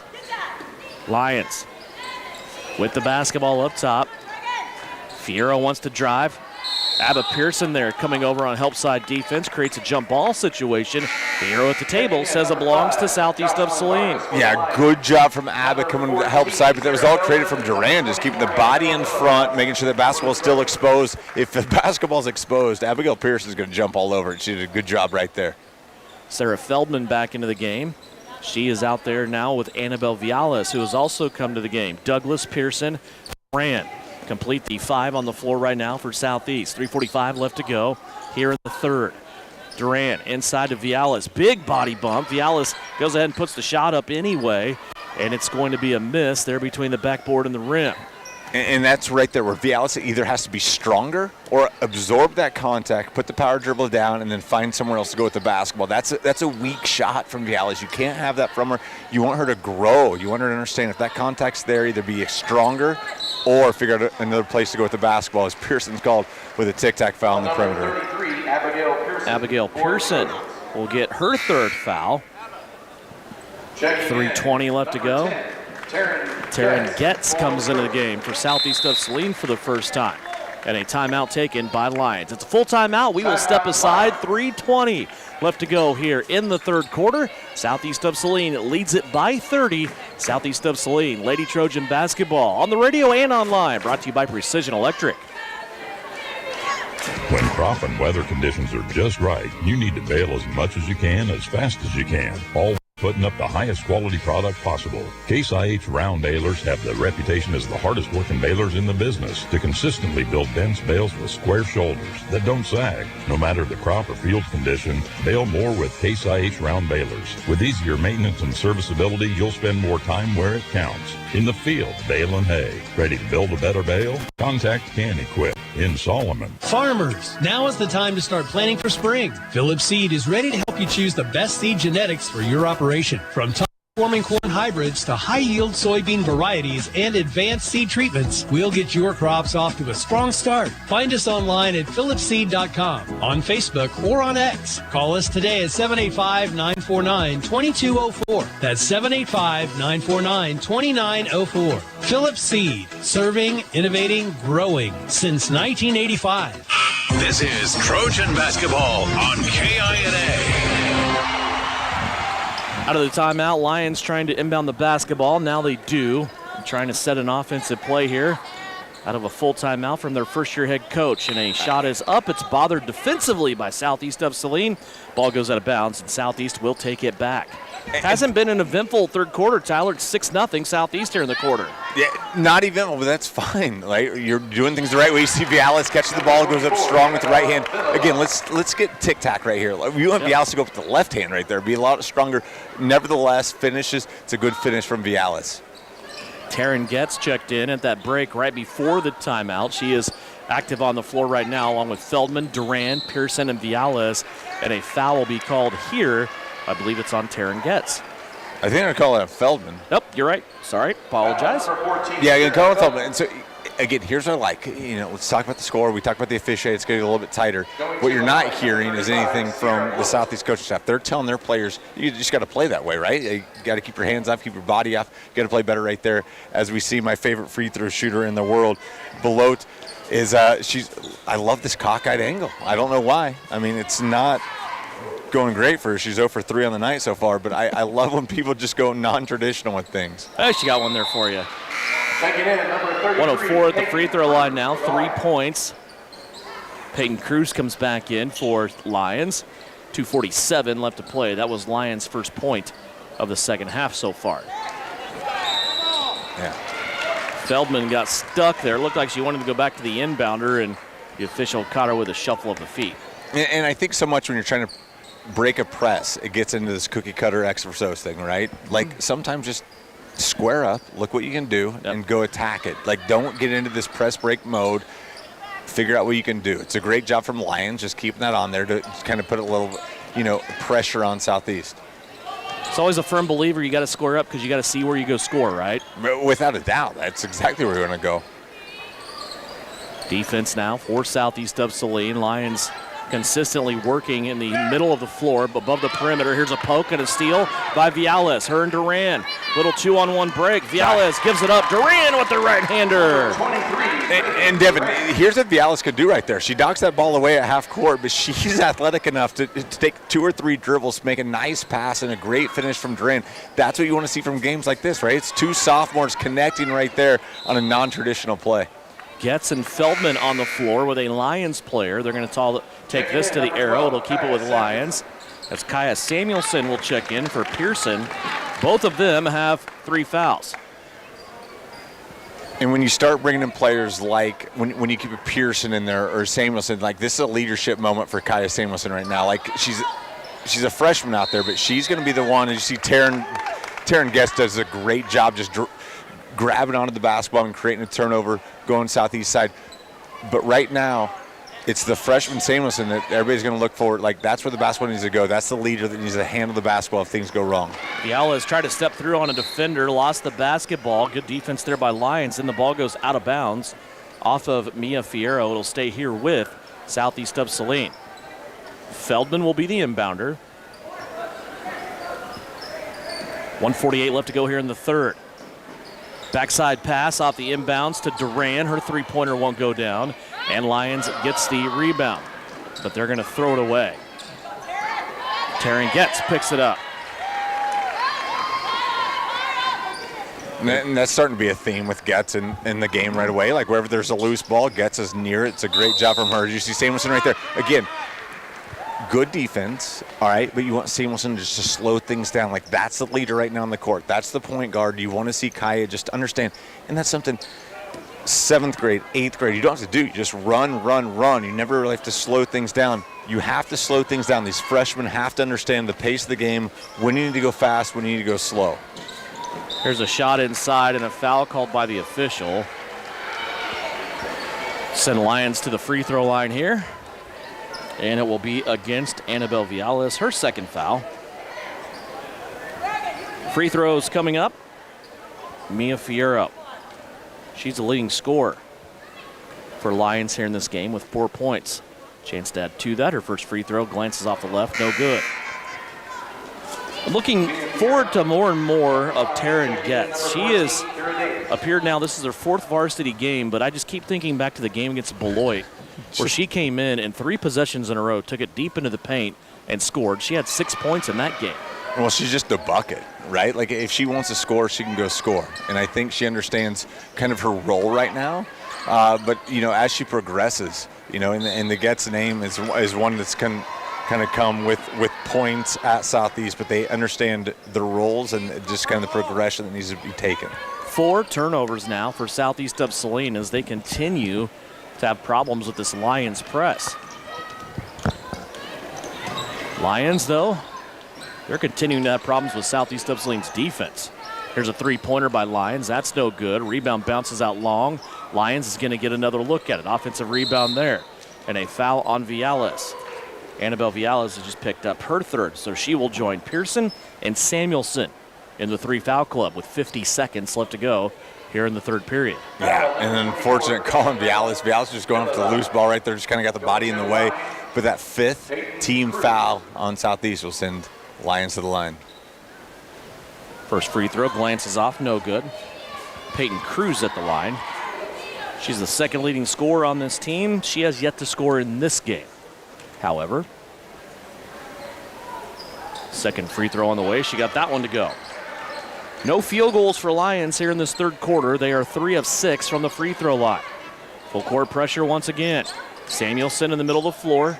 Now up the floor to Getz. Getz tried to get Viales, and now will be fished back out to Samuelson. Samuelson, one-handed pass over to Feldman. Feldman now to Samuelson, now to Duran on the left-hand side. Reagan looks in, declines that opportunity. Now high post to Getz. Taryn trying to drive, and it's going to be stripped away. Southeast of Saline's 5th turnover. 20 seconds left to go here in the 3rd. 42-11 is our score, and Lyons turns it over. Southeast of Saline will have the last look at it with 14 seconds left to play here in the quarter. Southeast with it in the backcourt. Samuelson, now Duran, back to Samuelson. Long pass up the floor to Feldman. Feldman to Viales, now in to Getz. Getz was shoved in the back. Yeah. And no foul called on that play. Yeah, unfortunate for Southeast right there. It looked like a lot of contact, but you saw broke the press.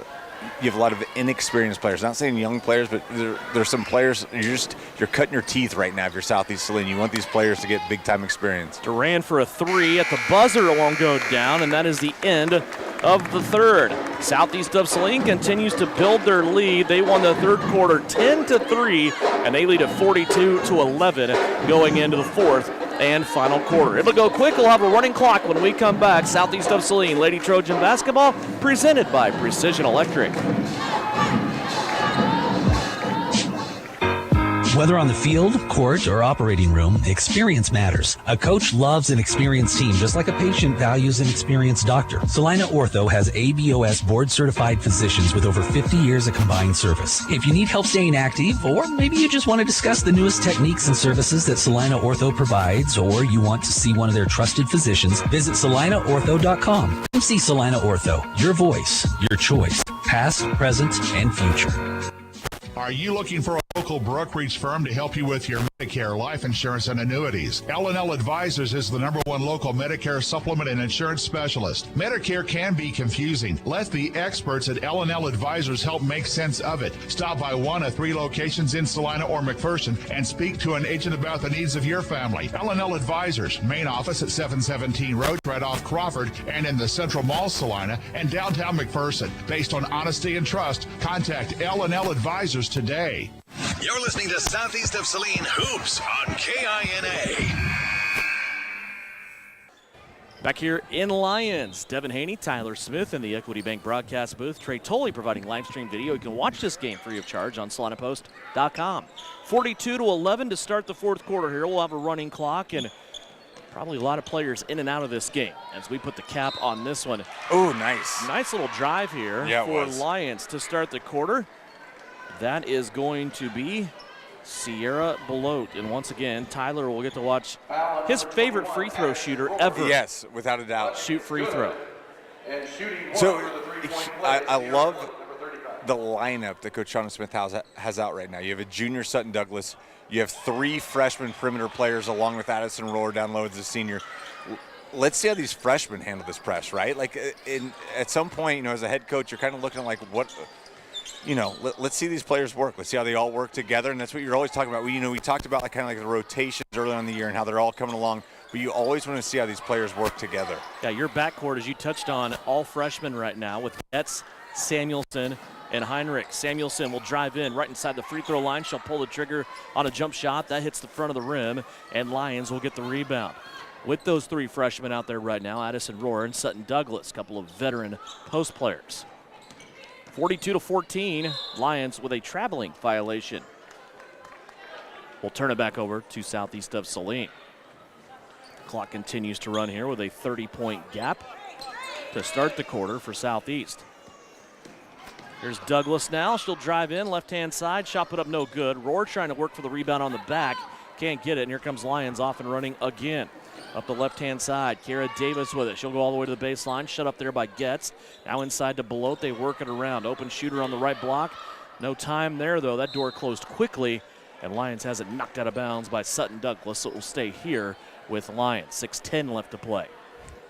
And now it's like, how do you handle the running clock, right? Like everybody wants their stats, everybody wants their numbers. Lyons doing the exact same thing, right? Just keep yourself controlled. Just understand running clock, play the game the right way. 42-14. Here's a three-pointer put up by Lyons. That's no good. Addison Rohr with the rebound for Southeast. And now into the hands of Samuelson. She'll work her way to the middle of the floor.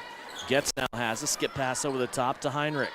Now back to Samuelson. Now left-hand side to Getz. Taryn's open. Three-pointer on the way. Too strong, no good.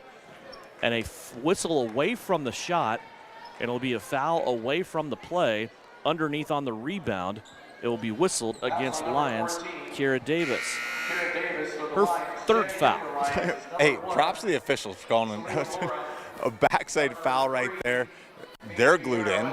They're locked in for 32 minutes. They signed up for the entire 32 minutes. They're not taking a second off. It's a great call from the officials. 5:07 left to go. Heinrich set to inbounds. She tried to play it into Samuelson, lost it, but now she gets it back on the steal.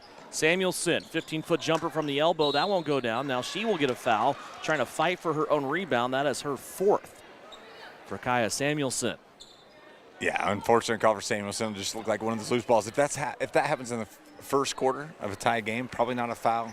In this situation, make this. If you miss the shot, you're going to go after. If you can't get your hand on it, just get the hands back. Some may ask why the clock is still running. It's not a 30-point game anymore, but once you get to that point, Tyler, there is no going back, right? There's not. And for a lot of us on a Tuesday night road game after a Monday night win, you're okay with that. 4:20 left to play. Call that rule the point of no return clock. What I call it, at least. There's a shot. I like that call. I think that should be an official call. There's a shot put up by Lyons. That's no good. Heinrich down the floor. Gave it up a little bit late to Sutton Douglas, but Sutton still able to make bank on that one. 13 points, a baker's dozen for Sutton Douglas. And Sutton's not creeping on a career high, but right there, that shows the hands. And you said it exactly right. That pass is about a click too late. You want that a little bit earlier. Sutton could gather herself, but Douglas is so athletic down there. She has great hands. It's a great collect and finish from Douglas. Sierra Below leans into the shot, and she's going to have that one curl around the rim and fall in. And a foul will be called here on Southeast of Saline. That'll put Sierra Below back at the free throw line. Taryn Getz will take her first foul. The basket counts, and a free throw coming up. Addison Rohr, Reese Heinrich will check out of this game. Yeah, and Getz just got caught in a bad spot right there. That's probably a foul. Again, not going to be called in the first quarter. It's going to be called now, right? But Getz did a good job. She was bad spot, wrong spot, wrong time right there, and she's called for a foul. Hannah Teal into the game here for Southeast of Saline. Shot put up by Douglas. And this right there, that shot by Douglas was too quick, right? You beat the press, and I know Douglas has that wide open 5-footer, but you want to take that ball in, you want to go, you want to make it real, make it an easier shot or bring the ball out and get more people involved. 2:47 left to go. Clock continues to run. Charlotte Knopf into the game. Over to left-hand side. This is Taryn Getz for three. That one bounces off the rim. Came off. Now a rebound down low. A shot missed by Southeast of Saline. Ball on the floor. A lot of bodies down after it. And nobody there. And it goes out of bounds. It will stay here with Southeast.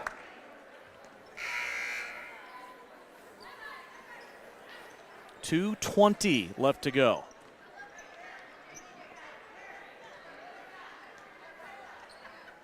Layla Lund will inbound it on the far side here for Southeast. Scarlett McQuillan also into the game for Southeast of Saline. Knopf, high post, tried to dump it off down low. Could not connect that time. Down to Hannah Teal. And Southeast of Saline loses it out of bounds. Back the other way we go. 1:45 left to play. Stay tuned in postgame. We'll go over final numbers for you. We'll also have a Vernon Jewelers gym of the game. We will also make the transition to the second game of our doubleheader. We'll have a good guys contest. I think that'll be a dandy coming up between Southeast and Lyons, as fouls are continuing to be called here for Southeast of Saline. It's their fourth team foul of the quarter. And it will send Melanie Sarasaris to the free throw line. Foul number 54, Hannah Teal. Hannah Teal with the foul. Free throw is up, and it's good for Sarasaris. Melanie Sarasaris, number 23.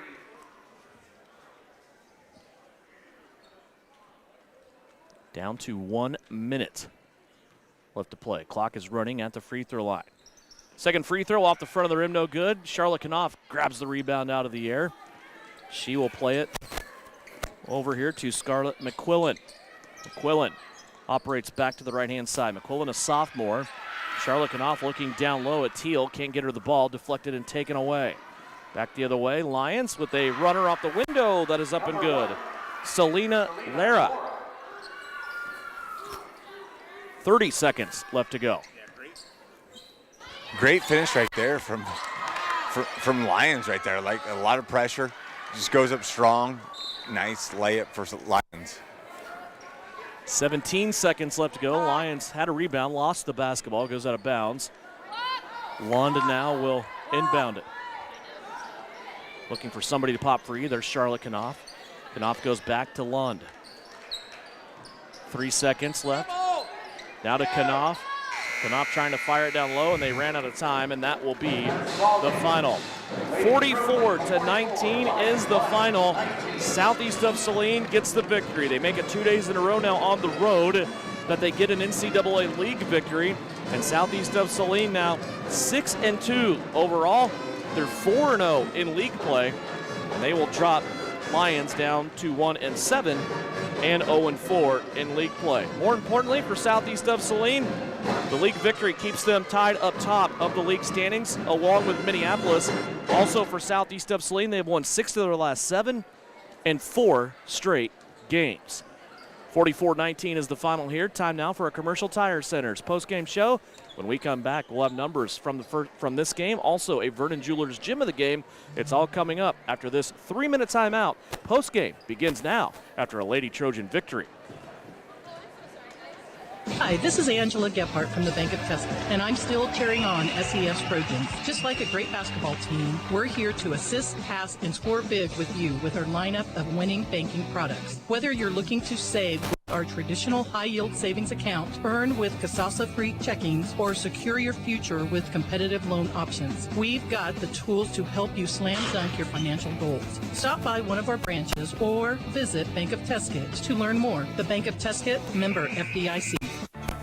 Visit Suburban Appliance Center in Salina to see the Whirlpool washer with 2 ways to wash, thanks to the 2-in-1 removable agitator. With a flexible capacity, you can take the agitator out for bulky loads or keep it in for items like jeans. Shop now at Suburban Appliance Center and get twice the washer you have at home. Suburban Appliance Center in Salina, located at 1900 South 9th Street, or check them out at suburbanappliancecenter.com. You're telling me your driver can turn you on remotely? It feels so good. One gentle touch of a handy remote or mobile app and my motor's running. And don't fret, my little pickup pal. New Image Audio installs these inside trucks too. Oh, yeah. You'll want it when the winter chill hits. A remote start from New Image Audio for cars, trucks, even diesels. All systems remote and cell phone capable. Nationwide coverage. Get yours at New Image Audio on South Broadway. In Salina. The Trojans are experts in precision passes, and Everhart Precision Ag are your experts in grid soil sampling. Everhart Precision Ag does all the sampling and data analysis in-house, keeping it local and close to the farm. They're also your local channel seedsman, selling all seeds with an emphasis in corn and soybean. Trust Matt Everhart and Lane Hensley at Everhart Precision Ag, serving Saline, Dickinson, McPherson, and Ottawa counties, and also supporting southeast of Saline Trojans. For more information, visit everhartprecision.com. Farmers, now is the time to start planning for spring. Phillips Seed is ready to help you choose the best seed genetics for your operation. From top-performing corn hybrids to high-yield soybean varieties and advanced seed treatments, we'll get your crops off to a strong start. Find us online at phillipsseed.com, on Facebook, or on X. Call us today at 785-949-2204. That's 785-949-2904. Phillips Seed, serving, innovating, growing since 1985. Trojan fans, it takes fuel to win the day. When you're following our team to show that purple pride, fill your tank with gas and diesel as you're coming or going at our 24/7 pumps. And be sure to stop to get the energy you need with a hot cup of New England coffee or cocoa. Or grab a slice of your favorite Hunt Brothers pizza and snacks. Assyria Oil and Hardware is proud to support the southeast of Saline community. Located at the corner of Center and Main in Assyria. We'll fill you up. Time now for the Trojan postgame show on KINA. Stick around for the game recap, final stats, and reaction from the coach. This is Trojan Basketball on KINA. Welcome back. Postgame here, brought to you by Commercial Tire Centers from the Equity Bank broadcast booth after a Lady Trojan victory 44-19 for Southeast of Saline. Now they've won 6 of their last 7. They have also won 4 consecutive games. They were led in scoring tonight by the only player in the entire game in double digits. It was Sutton Douglas. She ties a career high that she just established last week of 13 points. Along with her in scoring, Kaya Samuelson tonight had 8. She scored all those in the first half. 7 for Reagan Duran, who continues to contribute offensively. Abba Pearson had 5. 4 tonight for Annabelle Viales. 3 for Sarah Feldman. 2 for Reese Heinrich, and 2 for Addison Rohr. For Lyons tonight, 8 points from their leading scorer, Sierra Belote, 5 points for Mia Fierro, also 2 points for JoJo Vargas, 2 points for Salina Lara, and 1 point each for Peyton Cruz and Melanie Sarasaris. For Southeast of Saline, they were 7 of 10 from the free throw line. All those free throw attempts came in the first half. Lyons, 7 of 13 from the free throw line.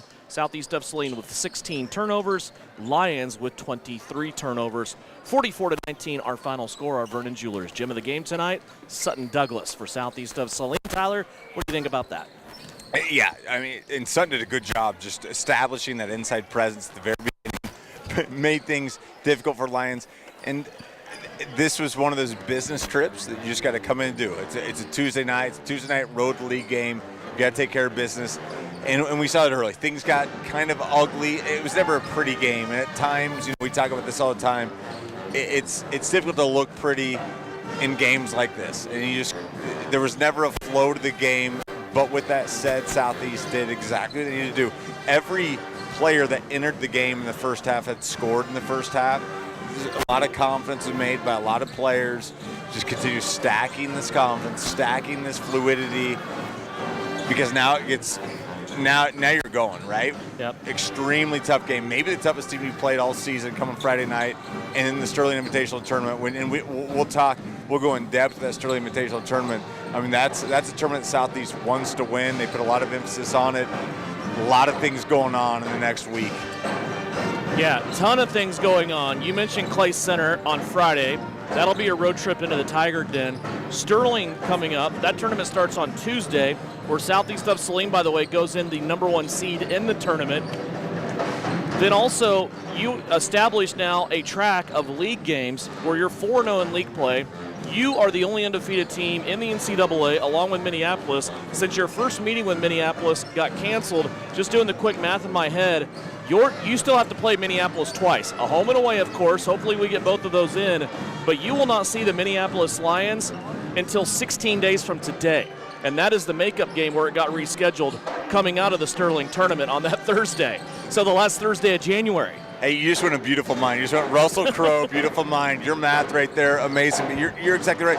And I know that everyone wanted to play that game when it could be played, but it just couldn't happen. It's going to be super packed, and there's going to be a lot of pressure on those games. I don't know if anything can kind of get you ready for that any more than kind of the road that Southeast has to kind of, maneuver through right now. And this is a fun time for us. It's a fun time for fans. It's a fun time for the players, because now you're playing. Hopefully this weather doesn't, hamper us anymore. It's just you go out and play. You go out and play. You understand scouting reports. You can do what you got to do. You get through practices. But this is what makes basketball, especially high school basketball, so much fun. You just get out and go. Finally, these practices they're done, right? Like you're not running the Lyons anymore. You're not doing this stuff. It's scouting reports and getting better. And we haven't seen Southeast hit yet. Like, we haven't seen them hit on all cylinders. I think that's one thing. We've seen some sloppy play from them. We've seen some good play. That's what makes this team scary. That's what makes them so much fun, watching getting young players like they have. When they put together 4 quarters, I think they can do a lot of things, but you have to put together 4 quarters against every team you play from here on out. And they will have a nice measuring stick on Friday at Clay Center against a state rank.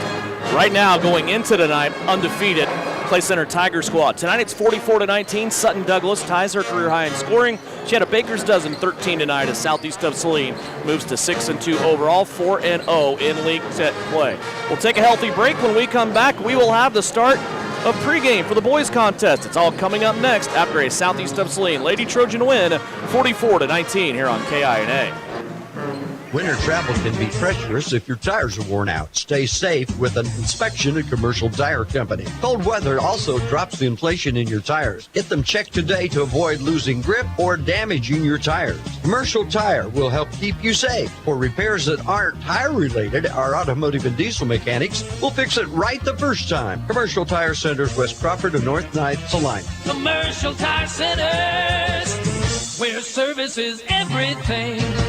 Happy New Year to you and your family from Vernon Jewelers. 2025 is the start to our 141st year in business. Looking back, we have had the pleasure of serving a lot of special people and making great memories. Even better, we look forward to seeing our current customers as well as many new faces in the new year. Remember, we're not old, we're just really good at what we do. Look for the iconic Vernon Jewelers sign on Santa Fe in downtown Salina. Vernon Jewelers, where it's little things that matter since 1884.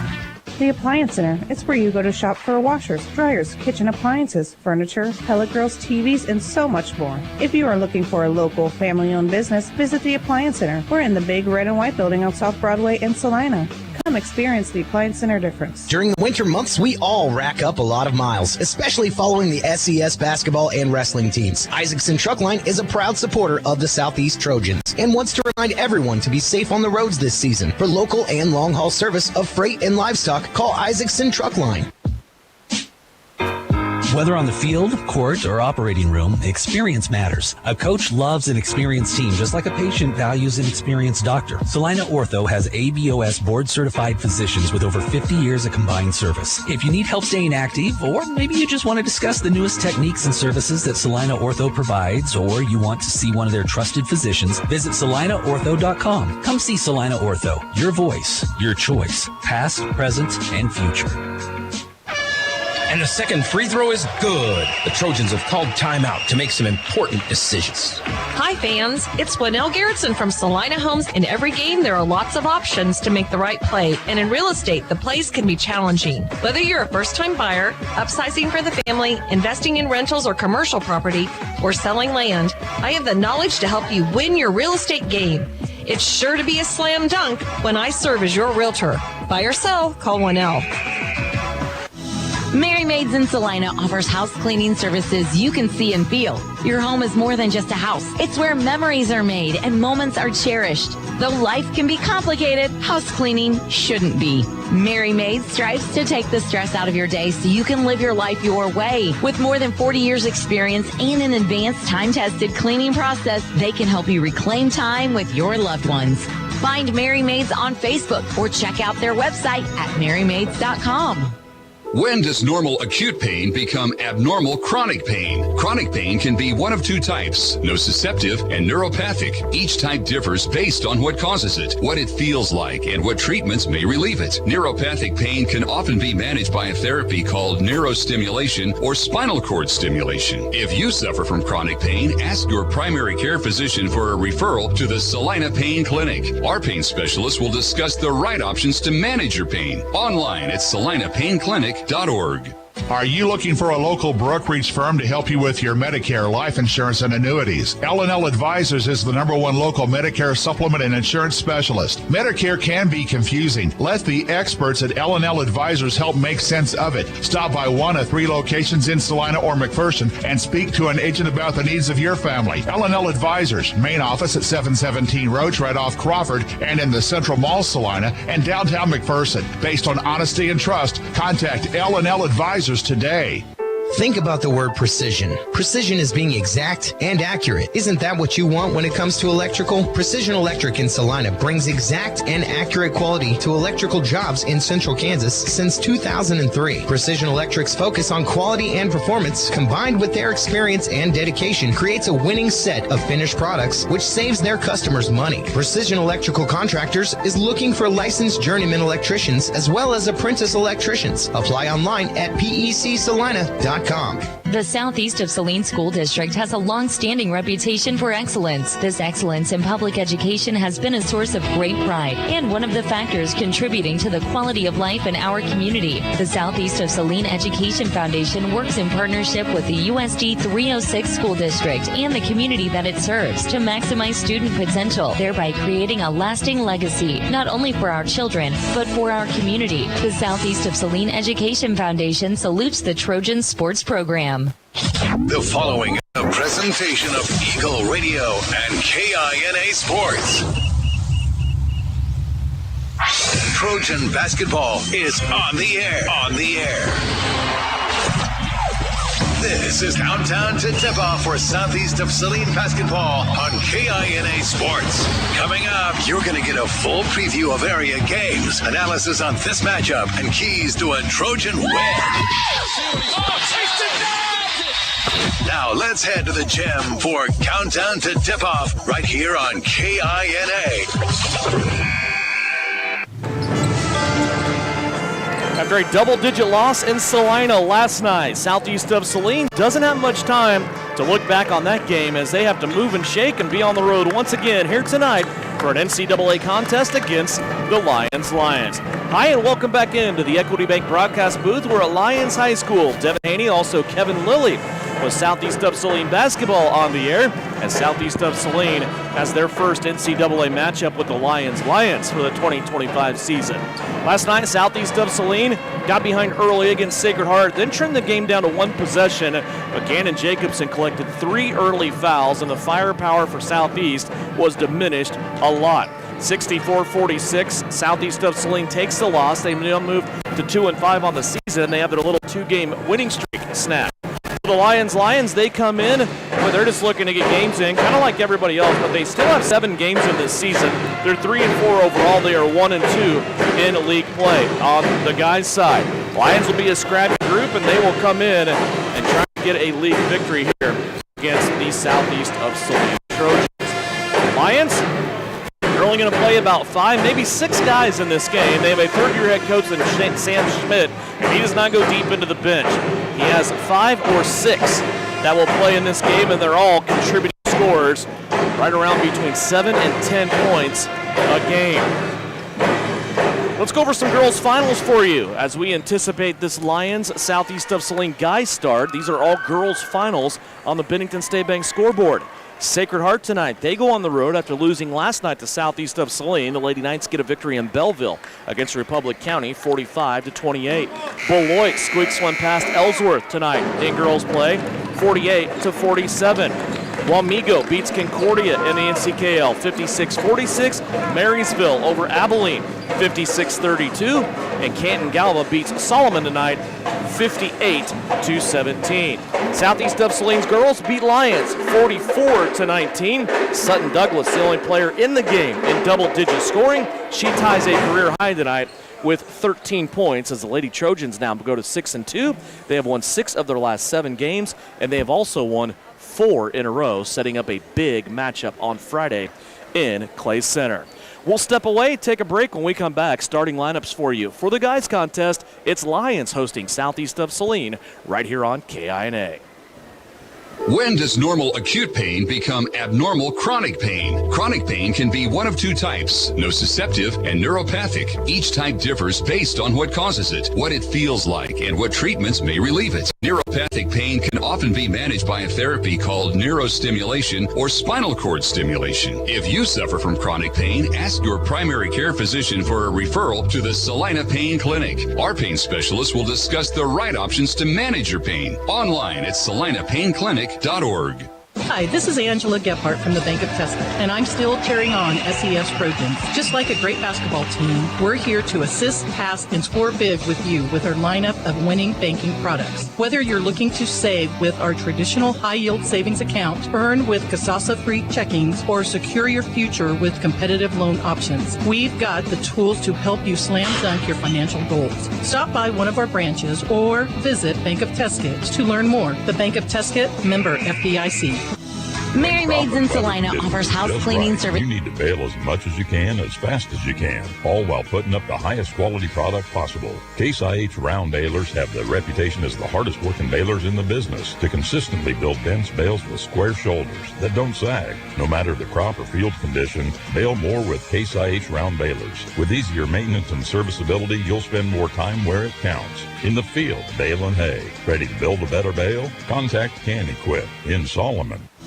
Mary Maids in Salina offers house cleaning services you can see and feel. Your home is more than just a house. It's where memories are made and moments are cherished. Though life can be complicated, house cleaning shouldn't be. Mary Maids strives to take the stress out of your day so you can live your life your way. With more than 40 years experience and an advanced time-tested cleaning process, they can help you reclaim time with your loved ones. Find Mary Maids on Facebook or check out their website at marymaids.com. At Maury Clinic Sports Medicine, we are available when you need us most. I'm Dr. Andrew Westbrook, and I am the sports medicine physician at Maury Clinic. I see patients of all ages and help them come back stronger than ever. From broken bones to joint pain, my team and I are committed to help you do more. For those with sports injuries, come see us at our sports medicine walk-in clinic Monday and Thursday mornings from 8 to 9 a.m. Prevent, recover, and strengthen so you can perform your best. Maury Clinic Sports Medicine. Make your move with confidence. You're listening Think to about the word Southeast of Saline. precision. Precision is being exact and accurate. Isn't that what you want when it comes to electrical? Precision Electric in Salina brings exact and accurate quality to electrical jobs in central Kansas since 2003. Precision Electric's focus on quality and performance, combined with their experience and dedication, creates a winning set of finished products, which saves their customers money. Precision Electrical Contractors is looking for licensed journeyman electricians as well as apprentice electricians. Apply online at PECSalina.com. Are you looking for a local brokerage firm to help you with your Medicare, life insurance, and annuities? L&L Advisors is the #1 local Medicare supplement and insurance specialist. Medicare can be confusing. Let the experts at L&L Advisors help make sense of it. Stop by one of 3 locations in Salina or McPherson and speak to an agent about the needs of your family. L&L Advisors, main office at 717 Roach, right off Crawford, and in the Central Mall, Salina, and downtown McPherson. Based on honesty and trust, contact L&L Advisors today. You're listening to Southeast of... Ryan Roofing has been the area's leader in commercial roofing installation. Over 10 million square feet of Duralast roofing. Now Ryan Roofing is expanding their expertise to the residential properties to better serve you and your home. Shingles, windows, siding, and gutters. Call Ryan Roofing in Salina today for a free roof assessment and get the expert advice you need. Ryan Roofing, serving commercial businesses in the area for over 30 years and now working for you on your residential property. You're listening to Southeast of Saline Hoops on KINA. Welcome back here to Lyons High School. Devin Haney along with Kevin Lilly as we get ready for game number 2 of our doubleheader. Again, if you're just tuning in, Southeast of Saline's girls got a victory tonight, 44-19. Let's go over starters for you for the Lions under the direction of head coach Sam Schmidt. They are 3-4 overall, 1-2 in league play. They will start Ethan Luck, 10.5 points per game for the 6'2" senior. Deacon Showalter is a 6'3" senior who averages 10.6 points a game by just 0.2 of a point. He is the leading scorer over Ethan Luck on this Lions team. Xavier Solis, a 9.7 points per game average. He's a 6'6" senior, 5'8" sophomore. Detrail Stanley, 6.9 points a game, and Paco Espinoza, 7.5 points per game, a 6' junior for the Lions. For Southeast of Saline, under the direction of first-year head coach Francis Flax, they will start Gannon Jacobson, a 6'1" junior, 17.5 points per game, also 4 rebounds, 3.5 assists. Gannon leads the team in scoring, rebounding, assists, and steals.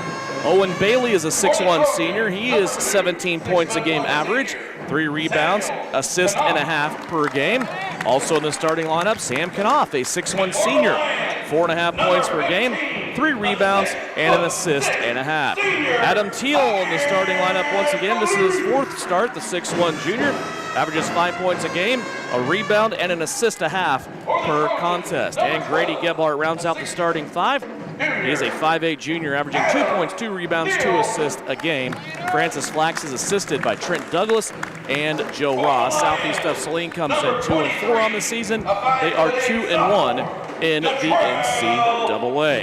Kevin Lilly joins us now. When you look at this game, especially after last night for Southeast of Saline, what are your new image audio keys to success tonight for the Trojans? Well, I think, Devin, it's really important for this team to play inside out. Last night they kind of fell back into old habits, playing outside in. And just because a look's not there on the first go-around, it's okay to kick it back out and let's run something else. We don't have to settle for those threes that we can get at any given time. So my thing is there going to be somebody else besides Gannon that's willing to get inside and get their nose dirty and go attack the goal? I think if we can get another person besides Gannon to do that, I think this team will be successful tonight.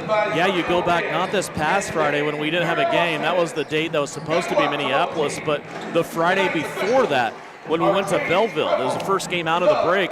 Gannon Jacobson was all over the rim. He was able to score inside. He did the same thing against Smoky Valley. And then last night against Sacred Heart, it just wasn't there, especially initially on the inside, as they had a bigger body inside with Will Tuttle, able to turn him away. And it's just kind of like, you have Gannon averaging almost 18 points a game. You have Owen averaging 17 points a game. It's like, who's next, right? Who's going to be that committee or the 2 or 3 guys that will step up and contribute another 30 or 40 points and help those guys out? Yeah, and with those two being, the leading scorers, they can also be leaders and get other guys involved early on. I think that's a big key, is to get these younger kids, some time and somebody like Tiernan Potajic shooting from outside. Get them some confidence early and let's see what we can do. Jacobson in the center circle with Solis. Solis will win the tip, and Lyons starts out with the basketball. They're looking at it Southeast of Saline, man-to-man defense down along the baseline to Solis. He's 6'6". He turns, puts a shot up. That's no good. Rebound hits the floor, picked up by Adam Teal. He was hounded defensively from behind by Stanley. The Southeast of Saline able to get a stop on their first defensive possession. Weak side help came over just in time. Now the Trojans in their road purple jerseys, trimmed in black, white numbers and letters, have the basketball. Lions in their home whites, trimmed in blue and black. Knopf with it, off to Teal on the left-hand side, now to Gebhardt. Gebhardt a ball fake inside, now to Owen Bailey, a guarded three. That won't go down, strong off the rim. Knopf grabs the rebound, though, keeps it here on offense for Southeast. Gebhardt with it. They swing it over to Bailey now on the right-hand side. Now Jacobson, his first touch here on offense. He jumps in, has to scoop underneath, and that ball off the opposite side of the rim for Gannon put that shot up, and it comes off in a rebound for Lions. And, in that possession there, I'm okay with that. The ball got moved side to side. They looked at different things. They got a shot. They got the offensive rebound, went back up. Here's Solis, 6'6", out shooting a three. That's no good, and another rebound defensively for Southeast of Saline. Here come the Trojans. Jacobson inside, got his dribble stopped. He's going to play it out top of the circle, middle of the floor to Grady Gebhardt. Now to Bailey, now Teal with a brief touch. Gebhardt looking down on the baseline to Jacobson. Now they go out to Owen Bailey. Teal is open. Adams three. Short, no good. A rebound comes out to the Lions. Deacon Showalter with the rebound for Lions. And if they're not going to come out and guard Teal, I'm okay with him shooting that early. If it goes in, now they've got to respect his game a little more and come out and guard him. Defense here again for Southeast of Saline. We're almost 2 minutes into this game, still looking for first points of this contest. Deep post entry for Lions. A shot put up by Showalter, no good. Jacobson cleans up the rebound. Up the left-hand sideline to Gebhardt. Under 6 minutes left to go. Here we're just underway first quarter. 5:54 remaining here in the first period. Here's Jacobson for three. That's off the back heel, no good. Adam Teal coming out for the rebound. Looked like he had a hand in his back. He hit the deck. Lions ends up with it. A runaway layup high off the glass. Ethan Luck for two. He just went straight downhill. Nobody stopped him, went downhill and got a bucket. Gebhardt with it on the right-hand side. Now he'll swing it to Bailey. Long three. Misses badly. Too strong. Rebound falls right in the lap of Paco Espinoza. There's Showalter now. That's Stanley negotiating traffic. And an early timeout will be called here by Francis Flax with 5:20 left to go. Here in the first quarter, it's a 30-second timeout. Lions leads up 2-0. They also have the basketball. But I think there's been multiple things here, Kevin, that Francis has seen in the early going of this game that he wants to get corrected right away. Absolutely. And I think right there in that last offensive possession, that's a shot that Owen can get anytime. Owen has got to put the pressure on the defense and drive them. Continue to drive them. Listen, when you only play 5 or 6 guys, your bench isn't very long. We need to take the action to them, get a couple of them in foul trouble, and see what their extended bench has. But you're bailing them out by taking that early three time in and time again, especially when you're not hitting it. Everybody loves it when you're hitting it, but when you're not hitting it, you're going to shoot yourself out of a game pretty quick. And you want the ball in the hands the majority of the time on offense with either Owen Bailey or Gannon Jacobson, right? If you drive to the basket and make the defense rotate, sometimes you can get Gannon the ball on a pass. Right now his only hope of getting the ball is if he gets that offensive rebound. Yeah. 2-0. Lions with the basketball out of that timeout by Coach Flax. They lead it 2-0. Here's a shot down along the baseline, a block up high, but it's going to be called a foul as Xavier Solis went to the basket on the left-hand side. He will step to the free throw line now and shoot two. On number 12, Adam Teal. Foul on Adam Teal is his first. And I feel like he was in good position. Just let his hands come down a little bit too much. But even there, I want to see him be more aggressive on the ball coming in. It's okay to be a little more physical and beat and bang a little bit if they're not going to call it. But there, you just bail them out. First foul of the game belongs to Adam Teal. First free throw by Javier Solis is no good. He will get a second one, and he makes that. 3-0, Lions leading. Southeast of Saline gets it in the hands of Jacobson. Jacobson now will go to Grady Gebhardt. Little 5-out offense here by Southeast of Saline. Out of that timeout by Coach Flax. Knopf has it. Tries a couple of dribbles on the left wing. Nothing there. Now he'll go back to Gebhardt. Gebhardt back to Knopf. Boy, they are just leaving Adam Teal wide open, daring him to shoot the basketball. It's the 6'6" Solis on him. Now over to the corner. Here's Sam Knopf with a three. And that one banks its way in. Hit the rim, hit the board, and then fell home as Southeast of Saline ties this game. And I think that's Gannon effect there. Everybody collapsed down on him. He's wide open for the three. Shot down low. Gebhardt was pinned along the baseline in a bad spot. And it's the first basket for Detrell Stanley. 5-3, Lions back out in front by a possession as we approach the halfway mark of this first quarter. Jacobson on the drive, kicks it out to Knopf, this time on the left-hand side of the floor. Now to Owen Bailey on the right wing. Jacobson, high post, trying to work his way to the rim, gets bumped a couple of different times. No foul called there as Paco Espinosa very physical on that defense. And now a blocking foul will be called against Grady Gebhardt as Solis tried to run over him. And Gebhardt, unfortunately, got the foul. Probably could have made an argument to travel before that. Pretty solid argument. Checking in for the Lions, number 10, Tegan Lee. Not a good attorney, but I think I would have won that case. That's what Francis Flax is trying to win now, telling the official that made the call what his thoughts were about it. Lions will get the basketball down low. Baseline offense here for the home team. They float it way out top. Deacon Showalter has it. Now puts it back in the hands of Detrell Stanley. Off to the right-hand side, Showalter, as we said in pregame, this Lions team will only play about 6 guys. Here's an outlet. Jacobson up the floor to Teal. Teal backside. Knopf, a 3-on-2 break. Ran to perfection as Sam Knopf ends up with another bucket. He has all 5. What a pretty break. Yeah, just perfection. Get the ball to the middle and make the defenders commit. Drop it over the top. Southeast hasn't led yet, but they've had 2 ties, and now a wide-open Lion missed the shot. Rebound and a turnaround, no good. Jacobson clears the backboards. Here comes Southeast again.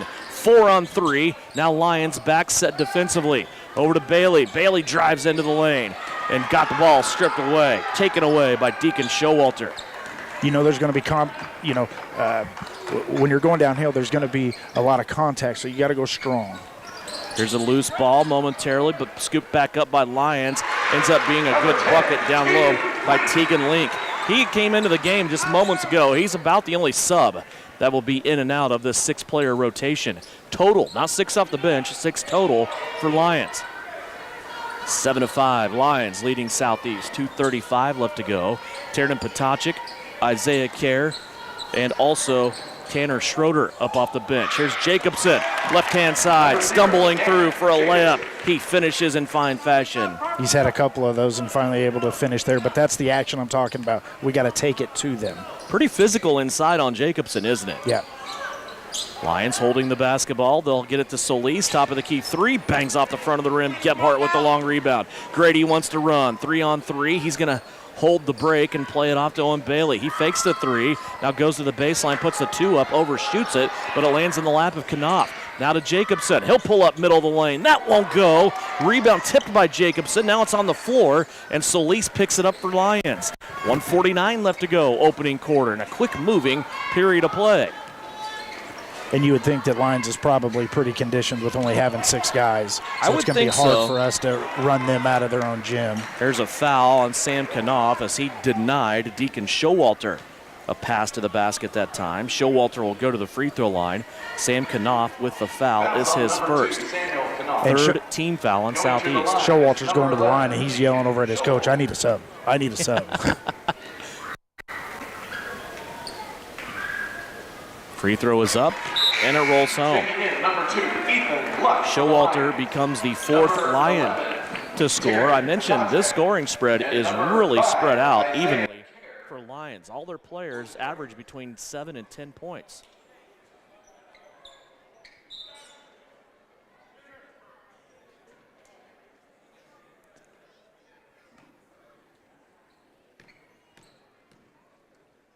Another free throw coming up here. It is up and no good. Off the heel, Jacobson grabs the rebound. Here comes Tiernan Potacik up the floor. He's going to get fouled on the left-hand side. Now he will go to the free throw line. Good take there by Tiernan off the break as Southeast of Saline started running up the floor off that missed free throw. And Showalter said, man, if you're not going to take me out of the game, I'm going to foul and I'm going to come out of the game. I'm going to get myself out of this dang game, right? Yep. But even with Tiernan there, like taking the action to them, making them, foul you where you get an easy 2. Tiernan misses the first free throw, has a chance here at the second charity toss. 1:35 left to go in the first quarter. Free throw is on its way, and it's good. Ripped the net with that one. We are tied at 8. First point of the game for Tiernan Potocnik. He's the third Trojan to score here in this first quarter. 8-8, 90 seconds left to go here opening quarter. Isaiah Kerr in there defensively. Playing on-ball defense right now. Now it's off to the right-hand side. That is Anthony Ventura, who has checked into the game. Ventura looking for a bounce pass back where he came from. That's not there. Now they go inside to Solis. Looked like Schroeder broke it up, but a foul will be called here on Tanner Schroeder. It's his first. But he's flying around underneath. I mean, he's putting a body on somebody, and he's making it very difficult to get the ball inside where they want to go. Fourth team foul on Southeast of Saline on Schroeder. It's his first. 1:10 left to go. Here is a up and under attempt, and a traveling violation will be issued here to Tegan Link. For Lyons, it's their first turnover. Southeast of Saline also has one. That was kind of the weird thing last night about the game with Southeast, right? They didn't have a lot of turnovers in that game. It was just really hard luck shooting and a Sacred Heart team that's just really aggressive. And, I mean, Sacred Heart didn't miss. I don't know what they ended up shooting from 3, but they didn't miss very many. Spin move by Jacobson inside, kicks it out to Knopf for a 3. That's too strong, won't go down. Lyons now coming back the other way. Lyons with a Ventura on the right-hand sideline. Now to Link in the corner. Nice pass inside to Solis, who is open. Javier Solis, his first field goal of the game. Gannon was just a little late on the rotation, but he wasn't even down the court, so there just was nobody there. Southeast now nearly had it stolen away by Tegan Link. Now to Kerr, now to Potocnik. Tiernan with a 3. That one off the front of the rim, no good. It's taken in, though, by Knopf, keeping it on offense. Jacobson back in the middle. Potocnik will try it again, and he will get it. Tiernan Potocnik with a tray on the right has given Southeast their first lead of the game. You know, a sophomore just coming up, he's not afraid to let it rip. I think everybody has confidence in him shooting the ball. And a Tegan Link, actually check that. That is Ethan Luck with a 2-pointer at the buzzer. Gives the lead right back to Lyons as we hit the end of the first quarter. You're listening to Trojan Basketball on KINA with live stream video on SalinaPost.com, and it's presented tonight by Precision Electric. At Maury Clinic Sports Medicine, we are available when you need us most. I'm Dr. Andrew Westbrook, and I am the sports medicine physician at Maury Clinic. I see patients of all ages and help them come back stronger than ever. From broken bones to joint pain, my team and I are committed to help you do more. For those with sports injuries, come see us at our sports medicine walk-in clinic Monday and Thursday mornings from 8 to 9 a.m. Prevent, recover, and strengthen so you can perform your best. Maury Clinic Sports Medicine. Make your move with confidence. Think about the word precision. Precision is being exact and accurate. Isn't that what you want when it comes to electrical? Precision Electric in Salina brings exact and accurate quality to electrical jobs in central Kansas since 2003. Precision Electric's focus on quality and performance, combined with their experience and dedication, creates a winning set of finished products which saves their customers money. Precision Electrical Contractors is looking for licensed journeyman electricians as well as apprentice electricians. Apply online at pecsalina.com. You're listening to Southeast Trojan Hoops on KINA. Back here in the Equity Bank broadcast booth, Devin Haney along with Kevin Lilly. 12-11 our score as a 1-point lead here by Lyons. Southeast of Saline had a momentary lead there on a Tiernan Potocnik 3-pointer, but Lyons took it right back at the end of the first quarter. Now foul side on Lyons will send Gannon Jacobson to the free throw line. Fouls on number 23, Detrell That will be on Detrell Stanley. Going to the line. Well, a big matchup tonight in the NCKLs. Clay Center's playing Rock Creek, and it'll be an angry bunch of Lady Tigers on Friday to greet Southeast of Saline as they have taken their first loss of the season. Rock Creek tonight beats Clay Center 54-46. It's first loss of the season for Clay Center. They're now 7-1. They are still state ranked, though, and one of the better teams in Class 4A. They will tangle with Southeast of Saline, who comes in hot in Class 3A on Friday. Man, they're fun to watch, too, and they're aggressive. Gannon Jacobson missed the first, got the second. We are tied at 12. Lyons down the floor. Working on the left-hand side. Now a lob pass back top of the circle of Solis. Now back left for a three-pointer that's up no good. Rebound and a scrum. Kerr tips it over to Knopf. Up the floor, Potacek. Tiernan looking at Gannon Jacobson, but that was a long pass, and Tiernan passed it up. Here's Knopf now with three off the front of the rim. Schroeder inside, had the rebound, and then his putback might have been blocked from behind. Lyons will bring it back to their offensive end. Yeah, I think there he just had a bad angle. He got too far underneath the goal and probably should have kicked it out, but ended up getting it blocked. Lyons working, top of the circle. Over on the right wing, skip pass over the top. Ventura with it. He'll bounce it inside. There's a move put on off the window. Won't go down for Tegan Link. And now a foul called down low on southeast of Saline. I believe this is going to go get Gannon Jacobson. He's getting the stare right now from the official. And they do put it on Jacobson. Yeah, and I think those are the fouls that will frustrate you with Gannon a little bit because he's so important to us. Those are the fouls that he's not in good position to do anything anyways. You've got to help, or hope that the guy that is guarding him can stop him. Owen Bailey back into the game. It is him, along with Jacobson, Kerr, Schroeder, and Potacek. Three-pointer for Lyons. That's no good. Tipped out, though. They'll keep it here on their offensive end of the floor. Here's a reckless drive and a bailout foul by the official. Boy, I can't believe that. As Ethan Luck looked like he was just putting it in fifth gear. He didn't care what was in front of him or what was around him. And a bailout foul there against Gannon Jacobson. Back to your point, right? Yeah. And there again, he just does a jump stop and jumps through Gannon, and Gannon is actually moving out of the way.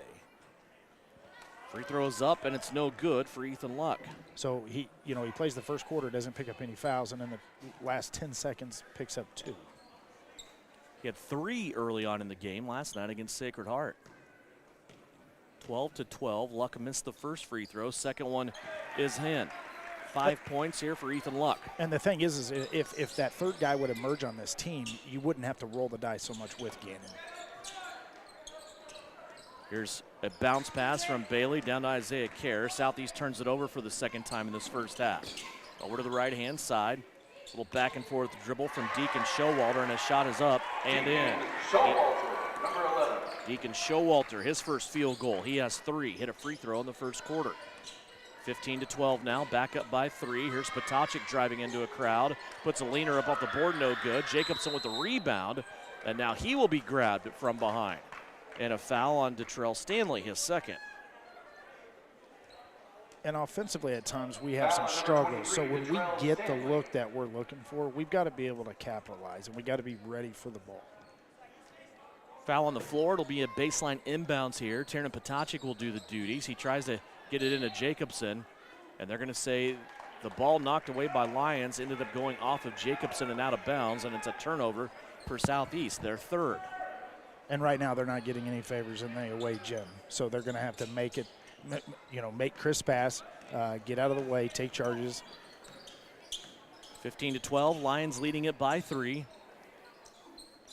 Here's a kick out from the opposite side, goes to the left wing. Three-pointer on the way for Ethan Luck, no good. Isaiah Kerr with the rebound for Southeast of Saline. 5:53 left to go here in the second quarter. Jacobson fouled from behind, and the foul will go against Ethan Luck. That is going to be his first. And I like what Schroeder's doing on both ends for us. He is being very aggressive. That last defensive play, he tried to bang with Schroeder and couldn't and had to kick it out. That's what we want to see. Schroeder will check out here and get a breather along with Potacek. Gebhardt back into the game along with Adam Teal. And now a pushing foul on Lyons. It's going to be Ethan Luck. We can almost see that coming a little bit. He was jawing at the official after that last foul call here just seconds ago, and then tried to fight through a screen pretty aggressively there, and the same official got him for his second straight foul in about 5 seconds. Grady Gebhardt will inbound along the baseline. Way out high, Owen Bailey over to Jacobson. Three-pointer on the way, short, no good. Rebound by Detrell Stanley. Stanley gets it in the middle of the floor, now comes off left-hand side. Paco Espinoza over to Solis on the right wing, and he drains it. Javier Solis, his first three-pointer. And Solis is 6'6". He spends more time out behind the three-point line than he does inside. And there, you've got to respect his shot. You've got to get out there to guard him. I mean, it was one pass and a shot. You've got to be there. Wild shot there by Owen Bailey on Southeast of Saline's offensive end. Lyons leads it by 6. They have the basketball back now. 5:10 left to go, second quarter. And now Lyons throwing it away. They tried to get it down inside, and they could not. And Lyons commits their second turnover of the first half. And with Luck on the bench, like that's their captain, that's their go-to that gets them in everything. So maybe we can go on a run here. Jacobson has it, top of the circle, finds Gebhardt now, who came off a screen. Over to Isaiah Kerr. Back up top now to Bailey. Teal wide open again, out beyond the three-point line. And not interested in shooting it. Solis just not giving him any respect right now. He's about 6 feet away from him. Gebhardt over to Kerr, left-hand side. Teal again, this time he's going to shoot it. Too strong, no good. Rebound down low for Lyons. They come running back the other way now. All the way to the baseline, stuck there. Now they get up inside to a wide open trailer. That's Tegan Link, and a score for Lyons. Timeout, Southeast of Saline. It comes with 4:26 left to go here in the second quarter. It's an 8-point Lyons lead and a full timeout for Southeast of Saline here on KINA. And the second free throw is good. The Trojans have called timeout to make some important decisions. Hi fans, it's Winnell Garrettson from Salina Homes. In every game, there are lots of options to make the right play. And in real estate, the plays can be challenging. Whether you're a first-time buyer, upsizing for the family, investing in rentals or commercial property, or selling land, I have the knowledge to help you win your real estate game. It's sure to be a slam dunk when I serve as your realtor. Buy or sell, call Winnell. Farmers, it's the time to start planning for spring.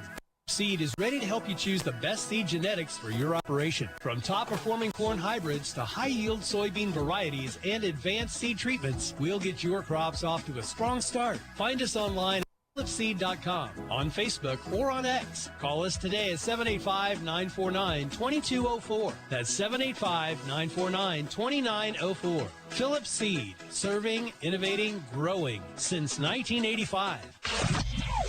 You're listening to Southeast of Saline Basketball on KINA. 20-12, Lyons on an 8-0 run after this game was tied up at 12. Owen Bailey out of the timeout with a three-pointer, top of the key. That is no good. And a scrum for the rebound. Solis comes up holding maybe a side there a little bit. The ball out of bounds, and it looks like a foul on Southeast. Say Grady Gebhardt with the foul. That is his first. By the reactions of everyone, I'm guessing he might have been the one to get tangled up with Solis down low. Wow. So Lyons has it back now, trying to continue this 8-0 run. Almost halfway to the second quarter. A drive and a shot up, no good. Rebound poked away. Lyons comes up with it. Solis trying to play it off to the right-hand wing. It's knocked out of bounds, and it will stay here with Lyons. 3:56 left to go in the second. And there we don't have any energy right now. We've got to find a way to get some energy because I don't really think that's the shot that Flax wanted out of that timeout. It'd be hard for me to believe it. Ventura off the left-hand side, hard bounce inside. A shot put up, and it's blocked by Gannon Jacobson, but it stays here with Espinoza. Now a ball that's being volleyballed around. Southeast just cannot get a rebound right now. Lyons right back at the rim and ends up in another foul on Gebhardt. Grady Gebhardt has just picked up his second. And the inability to rebound right now rearing its ugly head again, as it did in the first 3 games for Southeast of Saline this season. And everybody's under the goal. That's the problem. Everybody's just floating under the goal. We got 3 guys, for Southeast on one guy, and nobody boxes anybody out. Sorry, I apologize. That foul on Gebhardt, his third. Here's a drive to the basket and a shot up and good by Paco Espinoza. He is the 6th Lion to score in this game. And now that run is 10-0 for Lyons. 3:16 left to go. Here's Teal. Now back to Potacek.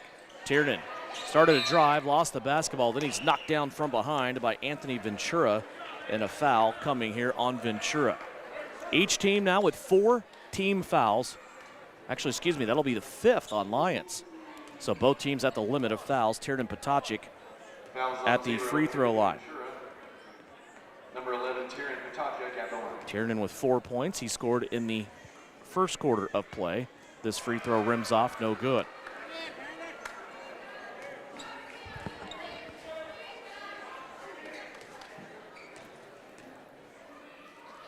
Second free throw on the way. That one rolls home. 5 points now for Potapiak.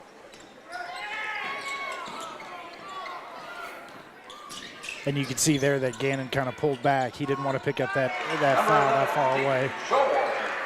Deacon Showalter with the basket for Lyons. He has 5. 11-point lead now for Lyons. 2:49 left to play before halftime. Gannon Jacobson with it up top. He's being shadowed defensively by Tegan Link. Now to Potapiak. Now left to Jacobson. Man-to-man defense here for Lyons. Potapiak for 3 off the back heel, no good. Owen Bailey tips it out. Potapiak ends up with it from Jacobson. Now to Knopf. Out to Teal. He'll pop the 3. That's no good. Now a ball that's smacked out of there by Jacobson. Potapiak falling down. Puts it up with his left hand. Tiernan Potapiak now has 7. You got one guy holding his arm, then he goes up and underneath. It's like circuses in town. Mm-hmm. But we needed it. Yeah, hard to believe that wasn't a foul with that as well. 26-13. Here's a leaner by Lyons. That's no good. And a dual possession on the rebound between Knopf and Tegan Link. And the arrow will keep it here with Lyons.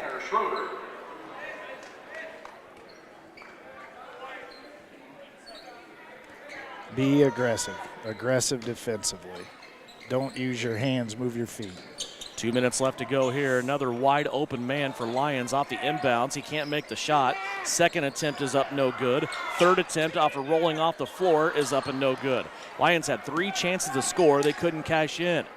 26-15. Potapiak with it, middle of the floor, back to Knopf. Sam will drive to the free throw line, now out to Owen Bailey. Bailey, crossover. He wants to get to the baseline. He stops. Floater is good, and the basket will count. That, I think, is what we've been wanting to see from Owen Bailey, some aggressiveness to get to the rim. You don't have to go all the way to the basket, but he's so good at those mid-range floaters. And settling for threes, you're making their job so much easier. He puts it, he gets a pump fake. They know he's a shooter. Pump fake, it drives, and one. First basket of the game for Owen Bailey. He tacks on the free throw. That's a big possession for Southeast of Saline. They've pulled it back within 6. And a play like that can get a guy going, too. Here's a leaner by Solis, and they're going to call a player control foul. He went into Tiernan Potapiak, and Tiernan, I believe that's his 4th charge collected this season. And Tiernan creates a turnover for Lyons. Smallest guy on the court. Willing to do the dirty work. He is really coming along. I loved his aggressiveness last night. Seemed like he had a tough shooting night last night, but boy, it has not hampered him at all here tonight. He continues to put the ball in the air and do good things. Southeast of Saline now back within 2 possessions, 24-8. See if they can make the most of the last 70 seconds. 1:08 left to go. Potapiak, left elbow jumper, too short, no good. Rebound comes off to the Lyons. And there, I want to see Tiernan continue to go. Don't settle there. Just keep going. No one came out to get you. Espinoza with the basketball. He'll find Ventura. Now they swing it back to Espinoza on the right. He swings it through to Solis. Solis fakes the 3, puts a drive on Schrader. Schroeder fell down, and it go back to Espinoza. His 3-pointer is up and good. Paco Espinoza, breathe right and all, hits the 3-pointer, makes it back to a 9-point Lions lead. 34 seconds left to play. Here in the second quarter, Owen Bailey with it. Steps through, almost got stripped. Now he goes to the basket, and it's up and good. Another and-one situation there for Owen Bailey. And you could make the argument the foul was a lot sooner than when they called it. And then, the guy's got him wrapped up, and he goes right around him on a step through, and another and-one opportunity here. 27-20, and-one is complete. Back-to-back and-one situations for Owen Bailey. He's 2 of 2 from the free throw line and gets that lead back down to 6 for Lyons. 22 seconds left to go to close the half. Into the hands of Deacon Showalter. He'll come back to the middle of the floor now, guarded by Knopf. Now to Espinoza. Espinoza just hit that 3. Clock down to 8. Here's a spin move in traffic and a nifty lay-in by Paco Espinoza. Close of the half. Bailey has it at half court. In traffic, has to throw it up two-hand style and nearly made that shot. And that brings us to halftime. 29-21. Lyons being led by Paco Espinoza right now. He has 7 points all in the second quarter. And Lyons has an 8-point lead here at the break, 29-21. It's the start of the Knopf Truck and Auto Accessories show. We will be back of a conversation with Shauna Smith. We will also check numbers from the first half and scores on the Bennington State Bank scoreboard. It's all coming back up. When we come back, 29-21, our score, Lyons leading southeast of Saline, right here on KINA. Knopf Auto and Truck Accessories. Everything to bring out your ride in one place, including top quality lift kits, wheels and tires, bumpers, Jeep accessories, fender flares, bed covers, bed liners, step bars, even custom painting.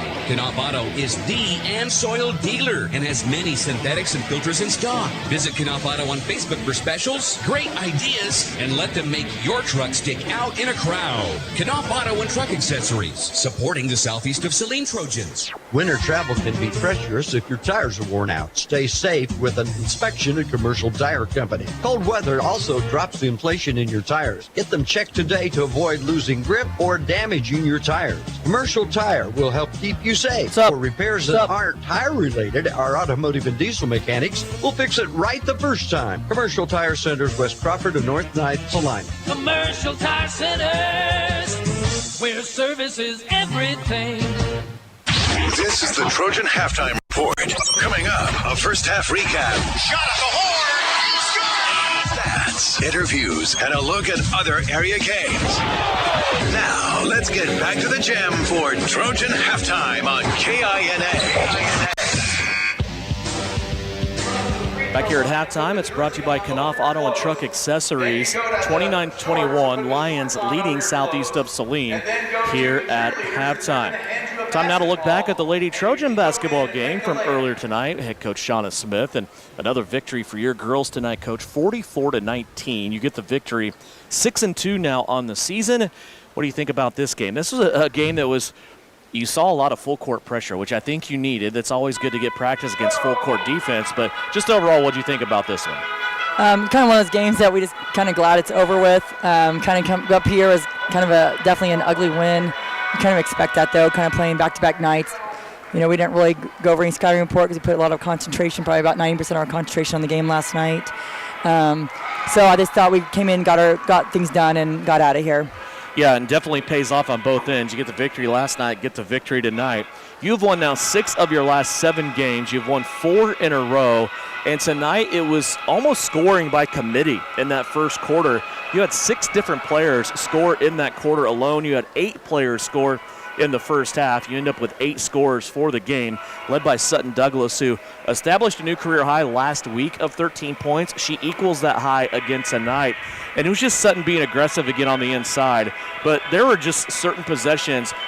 Your guards did a really good job getting her the basketball where she is most dangerous. Well, we kind of told them something in that 2-3 that was going to be open underneath the basket there. Like I said, we actually missed a lot of open shots there, too. We could have a lot more in there.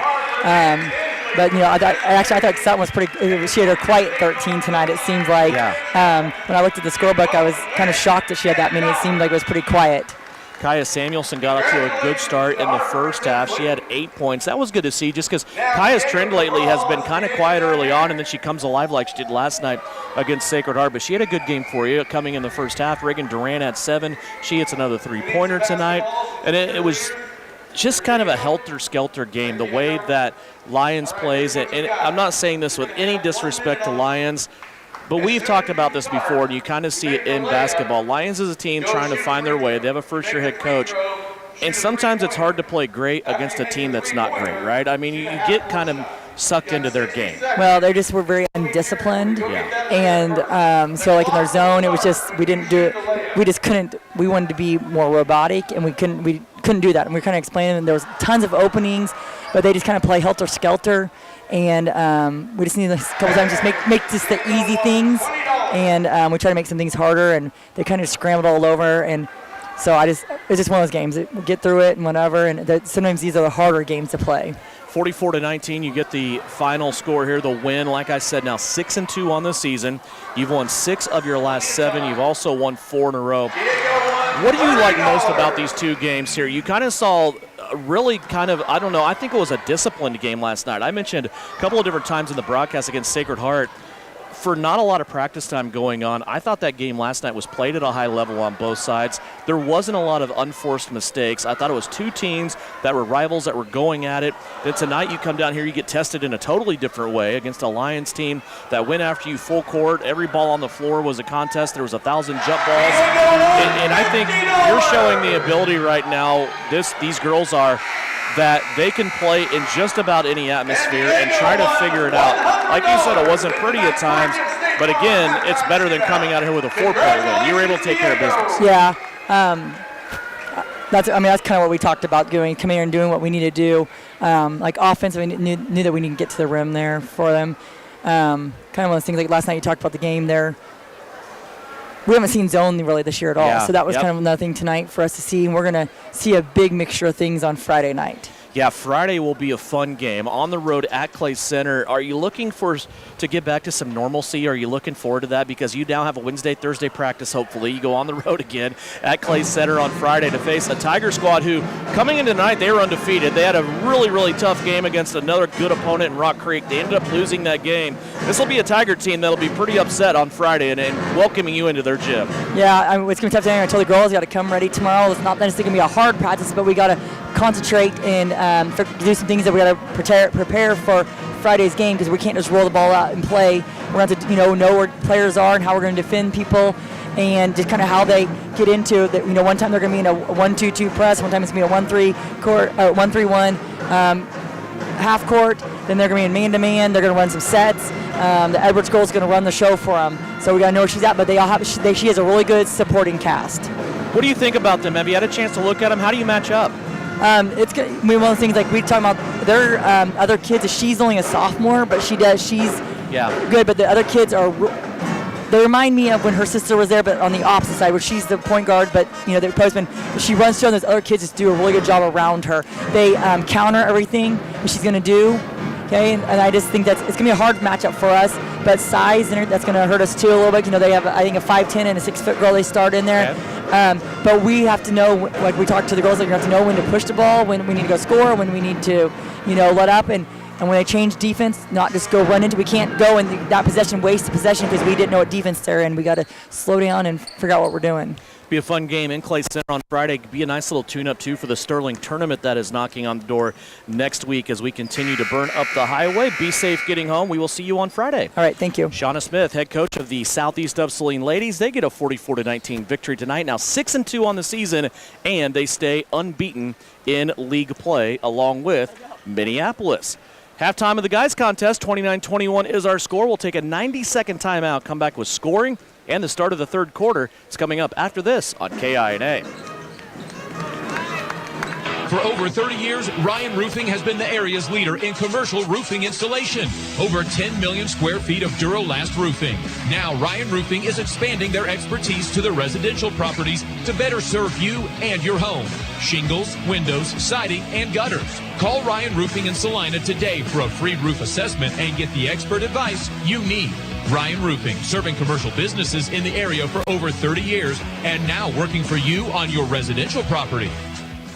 The Trojans are experts in precision passes, and Everhart Precision Ag are your experts in grid soil sampling. Everhart Precision Ag does all the sampling and data analysis in-house, keeping it local and close to the farm. They're also your local channel seedsman, selling all seeds with an emphasis in corn and soybeans. Trust Matt Everhart and Lane Hensley at Everhart Precision Ag, serving Saline, Dickinson, McPherson, and Ottawa counties, and also supporting Southeast of Saline Trojans. For more information, visit everhartprecision.com. Trojan fans, it takes fuel to win the day. When you're following our team to show that purple pride, fill your tank with gas and diesel as you're coming or going at our 24/7 pumps. And be sure to stop to get the energy you need with a hot cup of New England coffee or cocoa, or grab a slice of your favorite Hunt Brothers pizza and snacks. Assyria Oil and Hardware is proud to support the southeast of Saline community.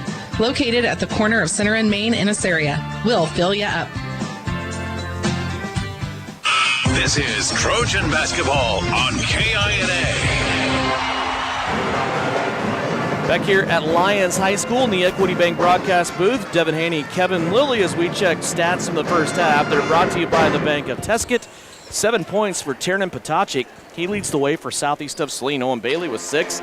Sam Knopf with 5. Gannon Jacobson with 3. For Lyons, they're being led by Paco Espinoza with 7.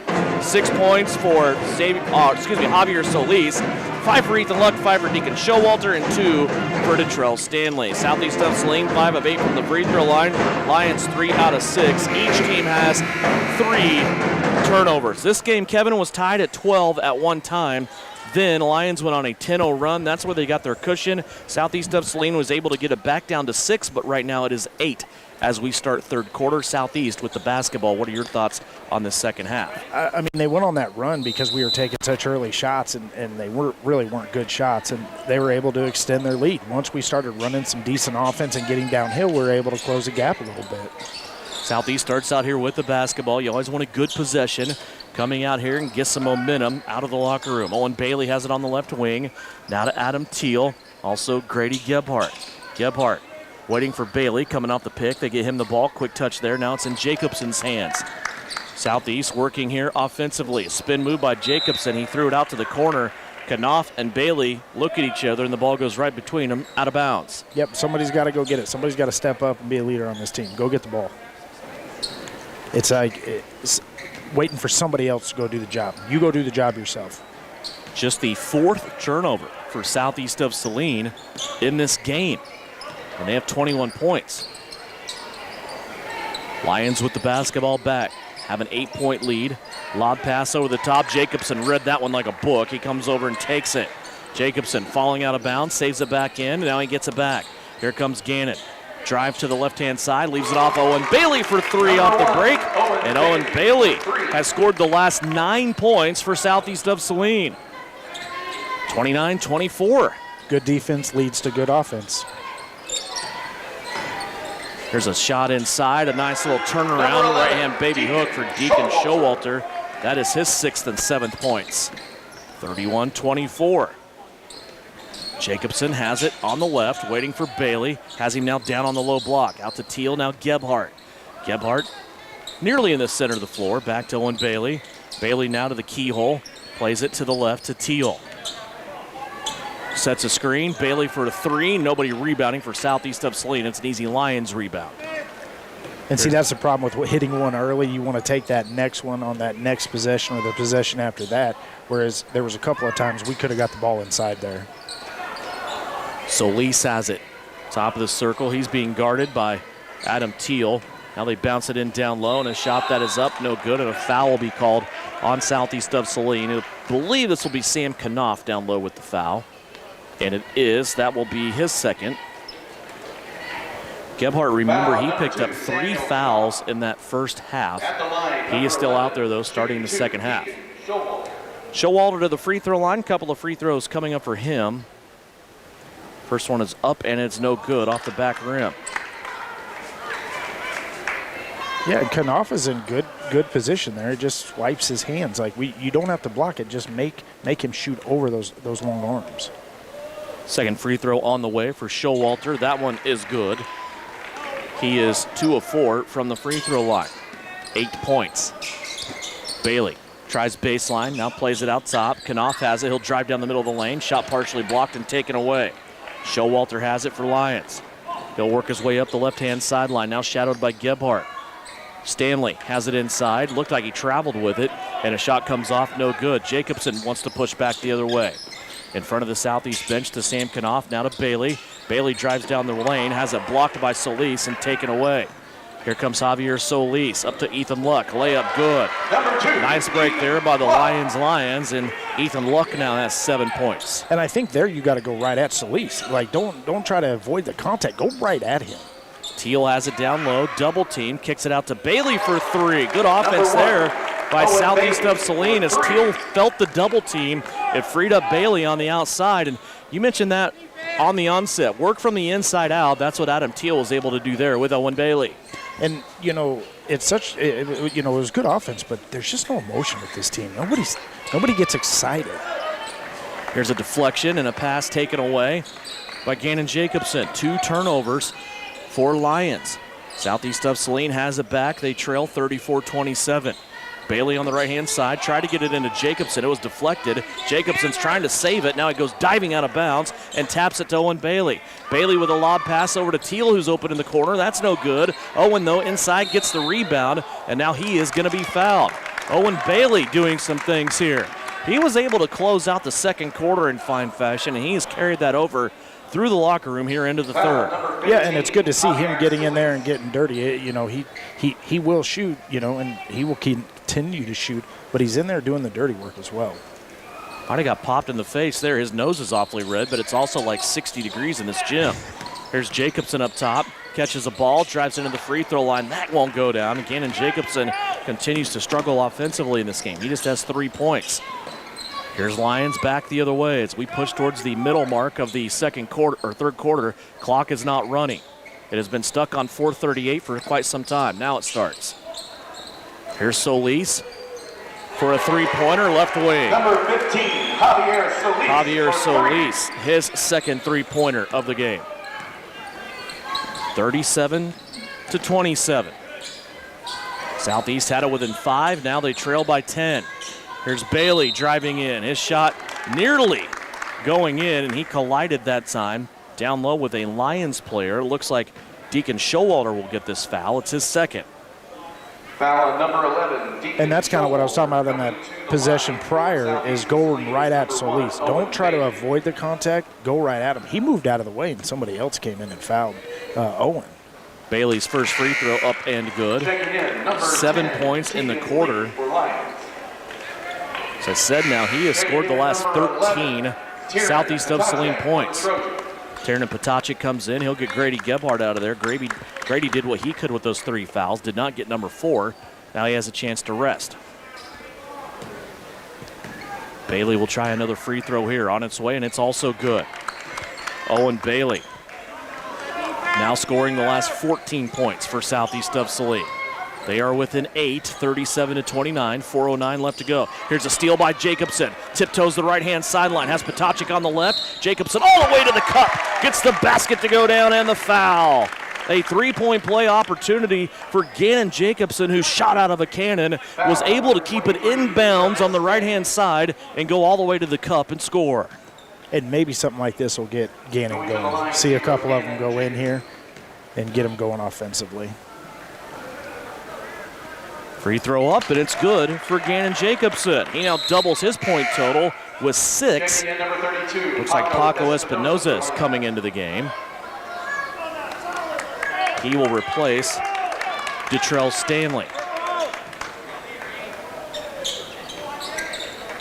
Full court pressure here by Southeast of Saline. Trojans going to see how the Lions respond to this. Halfway through the third quarter. Back within 5. Here's a steal by Gannon Jacobson. That's how they respond, right? And that's a foul on Luck. I mean, Gannon gets the ball, and Luck is swiping at him. Yeah. Potacek, corner 3. Count it! Tiernan Potacek has 10 as he hits a big shot there. And Southeast of Saline goes from being down 10 to back now within 2. It's an 8-0 run for Southeast of Saline and a full timeout. 3:41 left to go here in the third quarter. Southeast of Saline basketball presented by Precision Electric. During the winter months, we all rack up a lot of miles, especially following the SES basketball and wrestling teams. Isaacson Truckline is a proud supporter of the Southeast Trojans and wants to remind everyone to be safe on the roads this season. For local and long-haul service of freight and livestock, call Isaacson Truckline. When it rains, it pours, so it's important for you to get coverage that meets your needs. The team at Kniper Agency with Farmers Insurance can help you understand your options so you can prepare for what the forecast brings. We know a thing or two because we've seen a thing or two. Learn more by calling Stephanie, Morgan, or Tiffany at the Kniper Agency at 825-8419 to find out how they can help you protect the things that matter most to you. We are farmers. Bum, ba, bum, bum, bum, bum. Underwritten by Farmers Truck Fire Insurance Exchanges and Affiliates. Products not available in every state. The Appliance Center. It's where you go to shop for washers, dryers, kitchen appliances, furniture, pellet grills, TVs, and so much more. If you are looking for a local, family-owned business, visit the Appliance Center. We're in the big red and white building on South Broadway in Salina. Come experience the Appliance Center difference. You're listening to Southeast of Saline Basketball on KINA. Out of the timeout by Lyons. Full court pressure here for Southeast of Saline. Running up the floor with the layup, hitting the bottom of the backboard is Lyons. A second attempt at it. The first one was from Tegan Link. Second one from Deacon Showalter. Ends up going out of bounds. It will stay here with Lyons. 37-35, Southeast of Saline on an 8-0 run after trailing by 10. Remember, though, that wasn't their biggest margin in this game. They trailed by 13 back in the second quarter. Boy, they got away with a traveling violation there. And inside, they're going to end up scoring. That no call by the officials ended up giving Lyons a two-pointer. Yep, just give them a pump fake, get them in the air, and go right around them.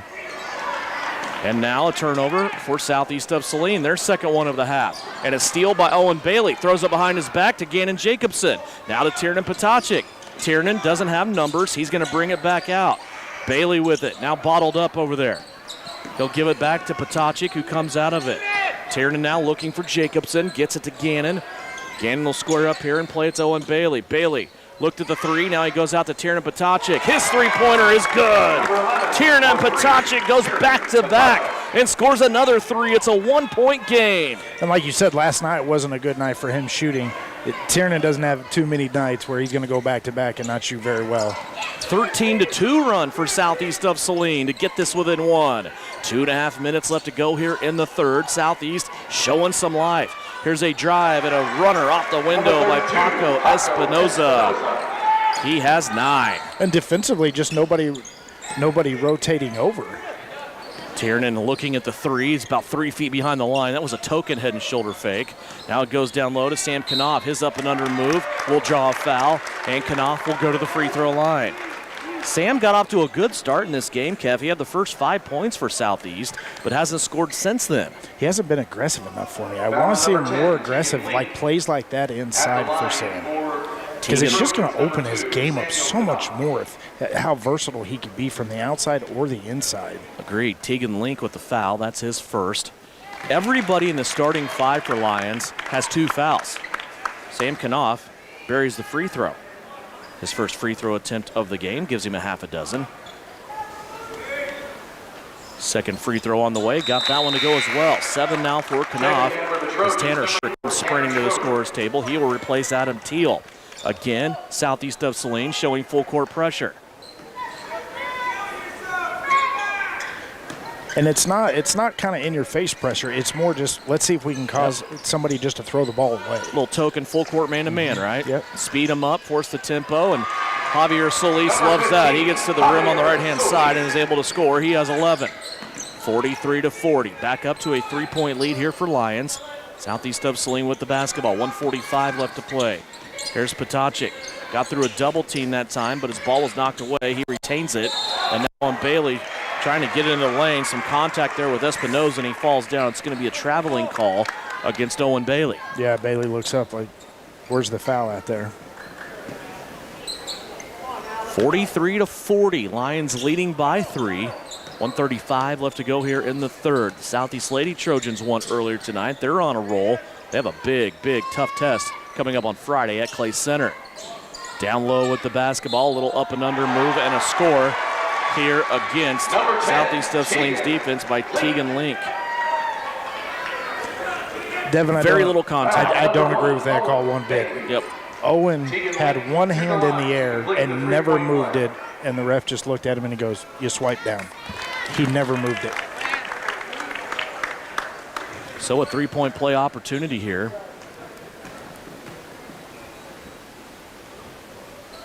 Free throw is up, and it's no good, but he got his own rebound. That'll frustrate a coach quicker than anything. You make some substitutions and nobody can communicate that who's got the shooter. Now a foul on the floor called as Ethan Luck rode Gannon Jacobson all the way out of bounds on the baseline. For Ethan Luck, now that'll be his third. Foul on number 2, Ethan. Because we're too far into the season for somebody not to say who's got the shooter. Yeah, it doesn't matter if you're MAYB, you're junior high, you're girls, you're boys. It does not matter. You see it everywhere you go. And in that situation, they just didn't communicate. Well, not only that, including the shooter, you still outnumber the shooting team 4-3 around the lane. Yep. Jacobson at the free throw line. His first free throw is up and good. Oh, I wanted to make a quick point. I listened to the broadcast earlier with Tyler. You know who else shot free throws like that? The girl that he was talking about? I'll put you on the spot here a little bit. I don't. Luke Gebhardt. Remember how yeah. Luke had to get over to the side there? Yep. Yeah, so. Yep, little staggered step there. Good call. 47-42. 2 Gannon Jacobson free throws now. Back within 5. Southeast is generating some points here at the free throw line. Isaiah Care's back in there. Here's Solis with a three-pointer. That's no good. And a scrum at the basketball. It's Jacobson along with Espinoza. And the official's going to keep it there with Lyons. 1 minute left to go in the third. Espinoza now will be the inbounder.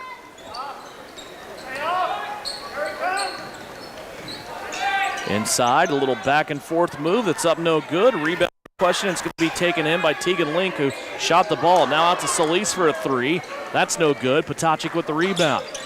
Here comes Tiernan Potacek with 46 seconds left to go in the third. He gets down the left-hand side of the lane. Scoop shot is up no good. Potacek hit the deck. Lyons back the other way. They have numbers, but a deflection and a steal by Isaiah Care. Care now bounces it to the right. Owen Bailey has it down deep to Schroeder. Schroeder collects the defense, plays it out to Potacek. Open for three. Count it. Tiernan Potacek, 3 threes in the third. He has 16 points. That'll get you back in a game in a hurry. And that's what we were talking about. We're looking for that third guy that's going to be a consistent scorer. And we talked earlier that we think that he could be that guy. Back to within 2 is Southeast of Saline, a new career high for Tiernan Potacek. And a wide open line inside. Can't clear the rim. 4 seconds left. Jacobson has it. Checks the clock. He speeds out of there. Pulls up at half court. Knocked down at half court. And no call there as we will go to the fourth quarter. 47-45. Southeast of Saline is back within 2. And they have given themselves a chance as we go to the final quarter. Southeast of Saline basketball tonight brought to you by Precision Electric. Suit up for your next Southeast of Saline game day with Trojan gear from CopyCo. T-shirts, hoodies, hats, and more available off the rack or customized. At CopyCo, they offer all the printing and custom apparel you need at the prices and fast turnaround you've come to expect over the last 30 years as your local hometown print shop. Whether you're a die-hard Trojan fan, a coach planning the next big event, or a business looking to sponsor the team, they've got everything you need to show your Southeast of Saline spirit. CopyCo, more than just a copy center, a proud sponsor of Southeast of Saline. The Southeast of Saline School District has a long-standing reputation for excellence. This excellence in public education has been a source of great pride and one of the factors contributing to the quality of life in our community. The Southeast of Saline Education Foundation works in partnership with the USD 306 School District and the community that it serves to maximize student potential, thereby creating a lasting legacy, not only for our children, but for our community. The Southeast of Saline Education Foundation selects the Trojan Sports Program. This is Trojan Basketball on KINA. Back here at Lyons, 47-45. The host team takes a 2-point lead into the fourth quarter.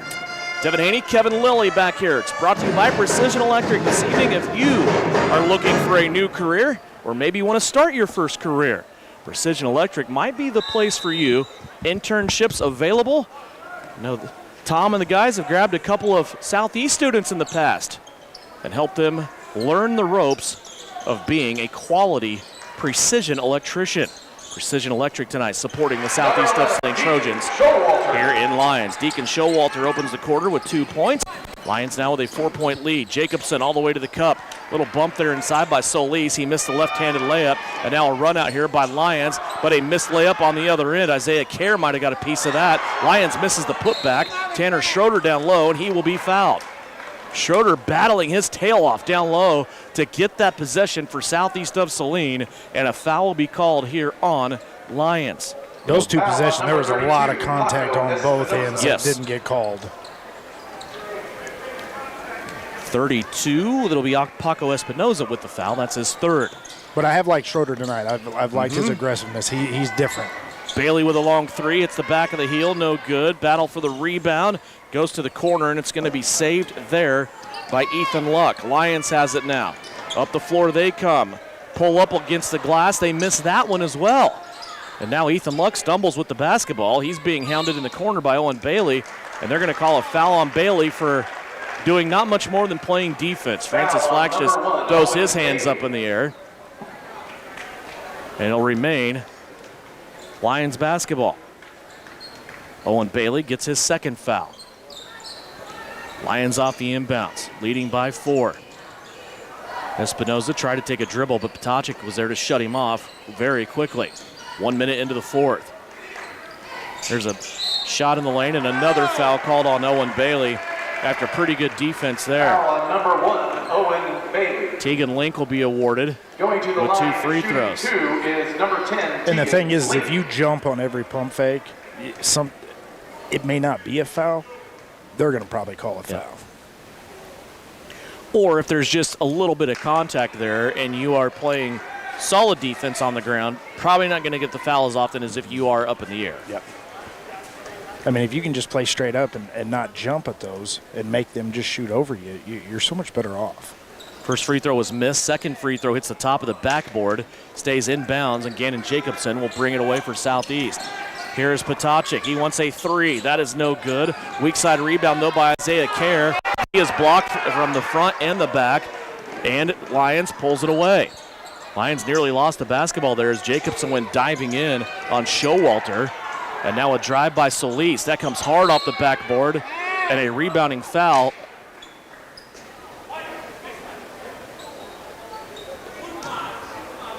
Isaiah Kerr had custody of that rebound, and they call a foul on Isaiah Kerr. He had position, he had the ball, and he got the foul call on. Position and possession. Yes.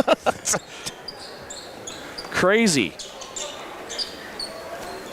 Isaiah Kerr's first foul. There's a drive to the basket and a flush on the dunk by Javier Solis. 13 points for him. That'll get the Lions crowd up and going.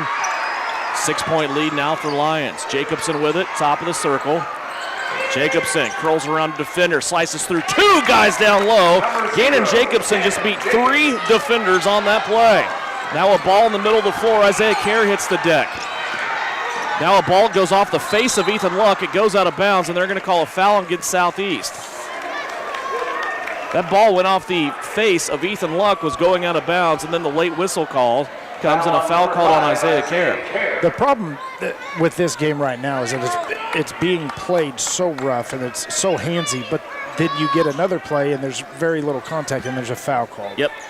Yeah, no consistency, no rhyme or reason. The players are kind of lost at what to do, and here's a turnaround and a shot up and good by Tegan Link. 53-47, a 6-point lead once again here for Lions. Jacobson takes a dribble to his left, lets a 3-pointer fly. That's no good. Kerr, and they're fighting for the rebound once again, but it will be secured by Tegan Link. 6-point lead here for Lions. 5.5 minutes left to play. And Southeast just needs to regroup. Showalter on the left-hand side, fed it into Tegan Link, and he will score. 13 points now for Link down low.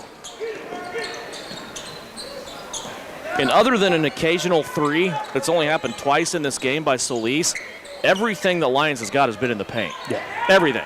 Yeah. Schroeder has it now, down low. He'll play it out. Ptacek for 3. Ptacek knocked down, and a foul called on Showalter. 3 free throws coming up for Tiernan Ptacek. Going to the line is number 11. Deacon Showalter on the foul. That is his third. And, you know, Lyons doesn't like the call, but it's the correct call. Tiernan come down and just got blasted. Tiernan Ptacek to the line, misses the first free throw. Soft. He has a new career high tonight with 16. Coming into this game, his career high was 13 points this season against Beloit. You know, this team changes dynamically with him scoring like this. Oh, absolutely. And it takes the pressure off, Gannon and Owen to have to do it all. And then it makes you defensively have to guard everybody. Hit 1 of 2, still has a third one left. And that free throw is up and good. 2 out of 3 at the line for Tiernan Potacek. He has 18 points, and it brings us to a full timeout. 4:58 left to go on this one. It's getting good. 55-49. Southeast of Saline trails the Lions by 6 right here on KINA. Winter travel can be treacherous if your tires are worn out. Stay safe with an inspection at Commercial Tire Company. Cold weather also drops the inflation in your tires. Get them checked today to avoid losing grip or damaging your tires. Commercial Tire will help keep you safe. For repairs that aren't tire-related, our automotive and diesel mechanics will fix it right the first time. Commercial Tire Centers, West Crawford and North 9th, Salina. Commercial Tire Centers, where service is everything. Visit Suburban Appliance Center in Salina to see the Whirlpool washer with 2 ways to wash, thanks to the 2-in-1 removable agitator. With a flexible capacity, you can take the agitator out for bulky loads or keep it in for items like jeans. Shop now at Suburban Appliance Center and get twice the washer you have at home. Suburban Appliance Center in Salina, located at 1900 South 9th Street, or check them out at suburbanappliancecenter.com. You're listening to Southeast of Saline Hoops on KINA. 55-49 our score. 4:58 left to go here in the fourth quarter. Glad you could join us for Southeast of Saline basketball here on KINA. Also live stream video free of charge on SalinaPost.com. All the Southeast of Saline games are there on demand anytime you want to watch them. Tonight, that video is presented by Precision Electric. 4:58 left to go. Still a lot of time left to go here in this game. Southeast of Saline with 4 team fouls. They're already at the limit on their fouls. Lions with 2 team fouls here in the fourth period. Lions with a 6-point lead and the basketball. Well, they had the basketball. Jacobson takes it away. Gannon down the down the right-hand side of the floor, looking over his left shoulder the whole way, and he's going to score, make it a 4-point game. Defense, right? Yep. Gannon jumped down that passing lane over there, was able to take it away. Showalter now on the left-hand side, hands it off to Espinoza. Espinoza, I'm sure, feeling fresh with his breathe right working correctly here in this game. Don't see that very often. I just got to point it out again. Wasn't it Neil Smith that used to wear that? Oh, yeah. He had decorative, branding ones. He trademarked his stuff when he was with the Chiefs, and then he went to the Broncos, and all of a sudden they got ugly colors. 55-51, nearly halfway through the fourth quarter. Espinoza backs it out. Owen Bailey is right there. Now Espinoza wants to try to drive past him. Spin move, and he scores. Boy, Espinoza made up his mind early. He was going to shoot the ball, and he got all the way to the rim, was able to score. Teal down low, backs down a defender. He goes right at Solis and scores. Adam Teal just scored on the 6'6" Javier Solis, and that's Teal's first basket of the night. Espinoza again going to the rim. Looked like he double dribbled, and the official got him. Yeah. He did, in fact, double dribble. He got the ball caught on his hip, got his left hand involved in the dribble, put it back in his right, back on the floor. Yeah, and Espinoza, every time he drives, he does a spin move. He goes to the same side every time. Mm-hmm. You know, you got to cut that off. 57-53. Southeast of Saline trailing. They get it back. Left-hand side, Potacek, give and go with Jacobson. Jacobson ducks underneath Solis and to the rim. He has 6 points in the fourth quarter, and it's a 2-point game. Jacobson with 14 for the night. This pressure by Southeast now defensively starting to pick up. Lyons missed a layup. They have missed a lot of bunnies at the rim here in this fourth period. Owen Bailey, three-pointer, for it all. No. Rebound on the backside. Potacek out-muscled Adam Teal for that rebound. 3 minutes remaining. Bailey up top. He'll go to Knopf. Now left-hand side to Tiernan Potacek. Tiernan wants to drive. Floater. That one won't go down. Nearly had it down for him. And the rebound to Lyons. Here comes Detrell Stanley. He'll kick it out left-hand side. Shot up just inside the three-point line as an air ball. Teal gets the rebound. A guy from each team on the deck, and now Bailey in the middle of the floor. Went behind his back, got tripped up, continued with his dribble. Now it ends up with Sam Knopf. Now to Jacobson on the right wing. 2:29 left to go. Jacobson all the way to the rim, and he's going to score. Gannon Jacobson. Another bucket here in the fourth. He has 8. He has doubled his output from the first 3 quarters. 8 points in this quarter, 8 points before that. He has 16, and Lyons needs a timeout. 2:10 left to go, and this game is tied at 57 points apiece. It's a 30-second timeout. We will keep it right here. We will remind you that the Southeast of Saline Booster Club helps bring you live coverage to showcase exceptional student activities and build that purple power. It is always a great day to be a Trojan. And at home or on the road, whenever we can spot it, we always like to see Sage products. From ceiling to floor, wall to wall, products from Sage that you can have in your office or your home. You can shop all the inventory available at Sage Products by going online at sageselects.com. And I'll tell you, a really popular product for Sage here this past week, Kevin, has been their triple ice melt. Okay. Yeah. Safe for your driveway, safe for your pets, safe for you because you don't fall and bust your tail. Yeah. I've gone through quite a bit this week. Seems like they always have plenty on stock. They don't run out. So go see Gabe and everyone at Sage Products in Salina. Stock up for the next one. You may still need it. Heck, I still need some at my house. I need to go get a bag. 57 all, 2:10 left to go. Here in this game, Southeast just keeps fighting their way back in it. Solis down low, isolation play, and 6-6 wins over 6-1. Javier Solis, 15 points for him. 59-57. Cut off with it. Now left-hand side, Owen Bailey. Teal up top, unattended. They still refuse to guard him. Here's Bailey, 3 feet from behind the line. Barely hit the net on the way through. Owen Bailey has 17. He has given Southeast a 1-point lead. Southeast of Saline now turns their attention to defense. You know Lyons wants the ball in the hands of Solis. Blob pass over the top. Jacobson comes over the top. They're going to call a foul on Gannon Jacobson. Maybe. It's going to be a shooting opportunity regardless because Southeast is at their limit. It is a foul on Gannon. And Jacobson has just picked up his 3rd. Nobody in foul trouble in this game. Nobody is 4 as of yet. Javier Solis at the line. Free throw off the front of the rim. And those are crucial free throws with 1:32 to go. Second opportunity, a chance to tie the game for Lyons. They all of a sudden trail it by 1. That one off the back of the rim, no good. Rebound, Sam Knopf falling out of bounds, shovels it out to Jacobson. Gannon, all gas, no brakes, dumps it out left-hand side to Owen Bailey, and a quality possession needed here. Francis Flax is going to burn a timeout. 1:24 remaining, 60-59 is our score, and the timeout is a full timeout. We'll step aside. Southeast of Saline Trojan Basketball, presented tonight by Precision Electric.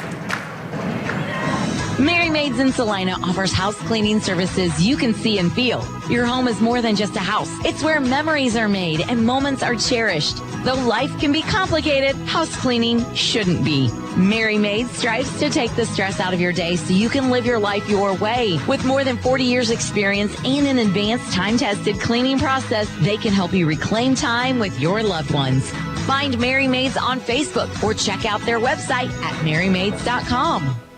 Are you looking for a local brokerage firm to help you with your Medicare, life insurance, and annuities? L&L Advisors is the #1 local Medicare supplement and insurance specialist. Medicare can be confusing. Let the experts at L&L Advisors help make sense of it. Stop by one of 3 locations in Salina or McPherson and speak to an agent about the needs of your family. L&L Advisors, main office at 717 Roach, right off Crawford, and in the Central Mall, Salina, and downtown McPherson. Based on honesty and trust, contact L&L Advisors today. This is Trojan Basketball on KINA. Back in the Equity Bank broadcast booth here at Lyons High School. Devin Haney, Kevin Lilly. Live stream video of this game on SalinaPost.com. 1:24 left to go. Southeast of Saline leads it by 1. Trojans also have the basketball, and they have had to fight for everything they get in this game. Boy, they've been down by 13, then they were down by 10. And a grabbing foul here is going to be called on Detrell Stanley. That is foul number 3 for him. And still a couple of fouls to give here for Lyons. I think that will be number 3 for the team. They still have one more freebie to give away. Patacic trying to get it in. He bounces it to Jacobson, who is going to be mugged and knocked to the floor, and a foul called on Lyons. That is team foul number 4. Now both teams are at their limit. That one on Javier Solis. He has 3. All 5 starters for Lyons, 3 fouls apiece. And right here, you just want to be strong with the basketball. Right? They're going to foul you. Be strong with it. Chick is the inbounder. Looking to come in here. Goes all the way in the backcourt to Jacobson. It was hit by Lyons, but Jacobson with those quick hands won the battle. Potocik now will be fouled, and he will to the free throw line. That play by Gannon Jacobson in the backcourt is sneaky excellent. Yeah. And he paid the price because he took a shot. But that's what I was talking about earlier. Somebody willing to do the dirty work. That's dirty work that needs to be done. That's the 5th foul on Detrell. And I don't know if it's a rib or an arm, but you can tell he's hurting a little bit here. So Detrell Stanley with those 2 quick fouls, they kind of piled up on me too. I said that all 5 starters had 3. That is his 5th. And Tiernan Potocik misses the free throw. Tiernan's been pretty good from the line tonight, but he is kind of averaging out to be just a little over a 50% shooter. See what he can do here. Left-handed free throws up and good, and he holds true on that trend. It looks like, what, offense-defense substitutions going on now? Grady Gebhardt will come in defensively for Tiernan. Each team against the limit of fouls. Southeast of Saline has a 2-point lead. 61-59. Back to defense for the Trojans. 1:09 left to go. Ball in the hands of Espinoza, and a timeout will be called here by Lyons. It's a 30-second timeout, and we will keep it right here. Again, I want to thank Precision Electric for jumping on board tonight. Tom, Josh, Trevor, all the people at Precision Electric supporting Southeast of Saline here with their road trip to Lyons. If you're interested in a new career, they are always hiring. They're always looking for great people to add to their team. They have such a great team now, and if you think you might be one of those people, internships, apprentices are available, or if you're already deep into the industry and you just want to change companies and go work for a company like Precision Electric, give them a call this week. 1:04 left to go here in this game, 61-59. As we've said a couple of different times, Southeast of Saline has been fighting their tails off. They trailed by 13 in the second quarter. They got it down to a 5-point game early in the third, and then Lyons came back on a 10-0 run. Took a big lead once again, and Southeast of Saline just kept chipping away. They got a few key shots to fall, hit a couple of threes. Gannon Jacobson inside's been sensational. Tiernan Potocik's been really good. Owen Bailey has had his moments on offense. And now a steal by Gannon Jacobson. He just took the inbounds pass away. More importantly, Southeast of Saline's defense has been better here late, Kevin. They only had 3 turnovers, Lyons did in the first half. Right now here in the second half, that was their 8th. Yep, and you know, we went to that pressure, you know, that full court pressure, and it just kind of messed with Lyons because a lot of easy bunnies that they missed, careless passes that we were able to pick off and take and get offense on the other end. Jacobson at the free throw line makes his first. He has 9 points here in the fourth quarter alone, has 17. Second free throw attempt, good. And after Gannon Jacobson missed his first free throw opportunity of the night, he has made 6 in a row. 63-59. It's a 4-point lead for Southeast of Saline as we go inside of a minute. Lyons puts up a 3 off the heel, no good. Jacobson has a chance and he gets it. Lyons deflected it, but Jacobson stuck with it, chased it all the way to the corner, ended up in a Lyons trap and is fouled. Gannon will make the long walk back to the stripe where he just knocked 2 down. And it looks like Luck is done for the night as well. Ethan Luck, that's his 5th personal foul. Ethan Luck fouls out with 7 points. Second in is 0, Anthony Ventura. Anthony Ventura will come in for him. Jacobson at the free throw line right now. All his teammates over here talking to Francis Flax, and Gannon makes the free throw. Gannon Jacobson. And you know, these guys have been playing their tails off, and right there, Francis is just coaching his tail off. You know, don't assume nothing. Right, let's go over this real quick, and everybody's on the same page. Second one misses for Jacobson. He hit 7 in a row. 64-59. It's a 5-point game. Still 2 possessions with 37 seconds left. Lyons with the basketball on their offensive end. Good defense here by Southeast. Now Espinoza springs free for a 3. That's no good. Rebound up top by Adam Teal, and he's going to be fouled. Adam Teal with a key rebound. Adam also scored his first points here in the fourth quarter. Now he has a chance to add to that and go to the free throw line. Adam Teal has a chance to make this a 3-possession game with 2 free throw makes. Right now it's a 5-point Southeast lead, 28.7 left. And I feel like Schroeder was a little more aggressive than Teal early, but as of late, Teal kind of took on that role like, no, I'm here to do a job. Free throws up, and it's good. 65-59. This a key free throw in the grand scheme of things. Try to drag that lead out to 7. And it bounces 3 times on the rim and falls home. Adam Teal, 2 free throws there after a key rebound. 66-59. It's a 7-point Southeast lead. Clock down to 22. 3-pointer Espinoza, no good. Jacobson, another rebound. Jacobson fighting his way out of a trap. Has to use his dribble. He's grabbed by the arm again. Eventually the refs might blow the whistle. They do not. Now Southeast pulls away. Knopf off it up the floor. Now Jacobson, and Gannon's just going to hold it and take the foul, and he will go back to the free throw line, and that should do it for Southeast of Saline. Boy, what a gutsy effort in this game for Southeast of Saline, as they will have a chance now with Gannon Jacobson at the free throw line and 6 seconds left to score 2 more. Could you imagine if we stopped getting down by 13? That wouldn't be any fun, though, right? Because, you know, they just got to work their tails off so much to get back into games at times, whereas if we would just play just a little bit better defensively and offensively and kind of know what our roles are, we may not get into those situations near as much. Jacobson goes 1 of 2, makes it an 8-point game, and now Sam Knopf nearly steals the ball, 2.1 seconds left. What I love, we all talk about how tough 2024 was for this team with the level of competition. Of course, a new coach. I know Coach Flax has worked with him quite a bit, but still a first-year head coach in this program as Lyons misses a 3, and Southeast of Saline is going to win it. 67-59, the final score. Southeast of Saline steals one here on the road. They go to 3-5 now on the season, 3-2 in league play. And they drop Southeast of Saline, Lyons down to another loss on the season. But to finish that thought, Kevin, what I was going to say was you come out, you get a couple of wins, you beat Republic County, then you beat another team at home in Smoky Valley, you get 2 wins in a row, then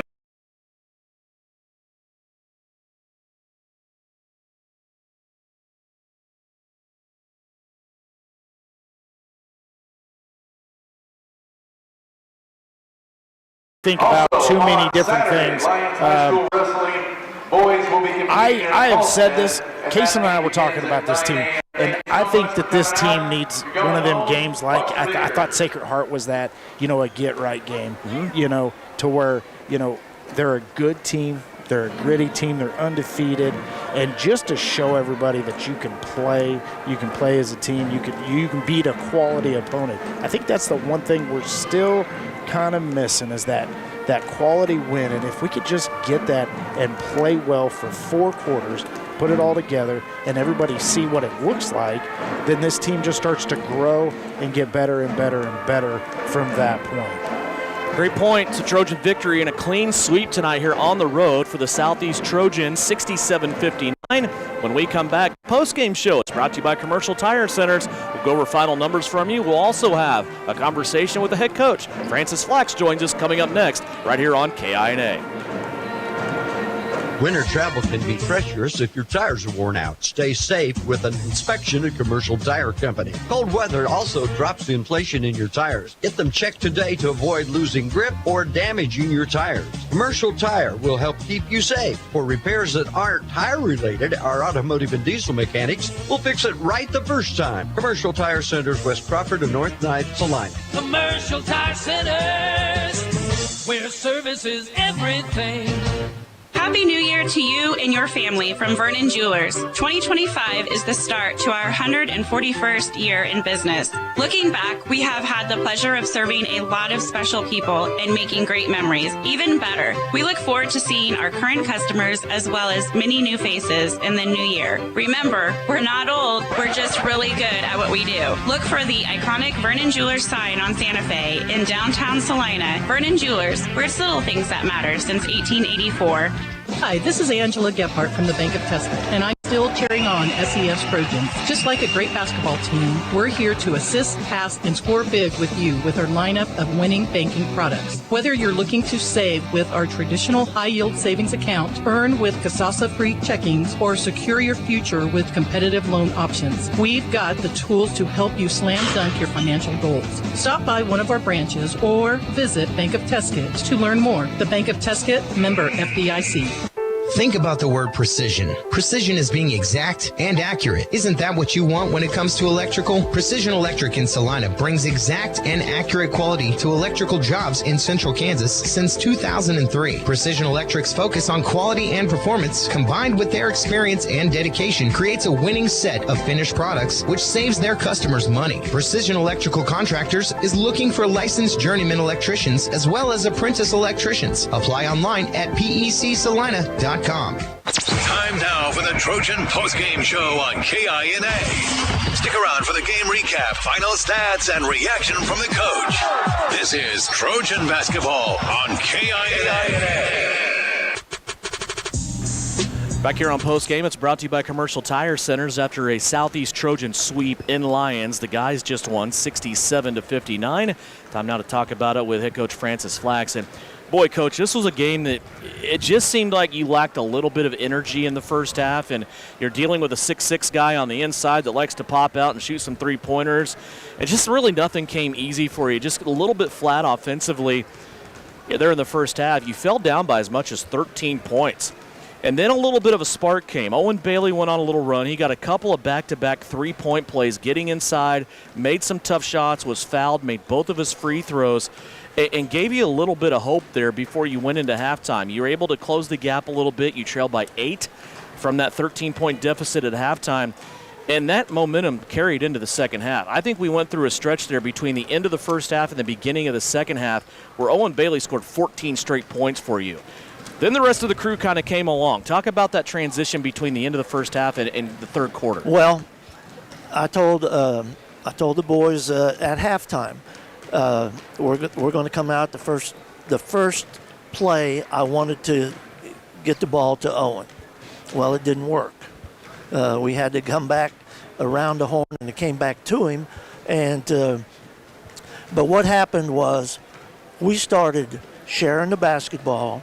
And basically, some of the same shots that we missed in that second quarter, the end of the first quarter and the second quarter, we had the same shots here and we hit them. Yep. But we had multiple guys hitting shots, and that's where the defense can't just say, well, we're going to take Bailey away or we're going to take Gannon away. Mm-hmm. Tiernan came off the bench and did what, I'm never going to holler at him, or not yet anyway, for taking ill-advised shots, because he creates a lot of good things. Yeah. And, excuse me for running over you, but no. A key play, and this goes unnoticed, Tanner Schroeder, we got the ball to him on the post, and, of course, those guys were 4 or 5 inches taller than he was. He took a dribble, knew he was going to get his stuff blocked and he found Tiernan out here on this wing. Mm-hmm. Tiernan hit the three, and it was downhill from then. Yeah, and you had a couple of good offensive plays working from the inside out like that. I know what your play you're talking about there. I also remember Adam Teal on a kick out. He got double teamed down on the block, was able to kick it out to Owen Bailey for a three-pointer. We talked about Owen and the 14 straight points that he scored for you. Well, then when they started giving him attention, all of a sudden here comes Tiernan Potocik, like you talked about, 3 threes in a row there in the third. Gannon was pretty quiet until the fourth. He scores 12 points in the fourth quarter. And as you said, the shots that you were missing in the first half, it's not like you guys were sloppy and out here turning the ball over. You only had 3 turnovers in the first half. But the shots you were missing began to fall. On the other end, it seemed like everything Lyons got on you early on was in the paint. All of a sudden, those stopped falling. Yeah. And I thought that was 2 big transitions in this game. Yeah, we still had the last 4 minutes of the game, we rebounded tremendously. Yes, yeah. But the beginning of the fourth, and that was really good to see. We've got to get stronger. Adam's not the strongest guy in the gym, but he gave us some good stuff, and he made a nice little turnaround jumper there over to the big guy, and that sparked him too. And so It's just it just was an explosion.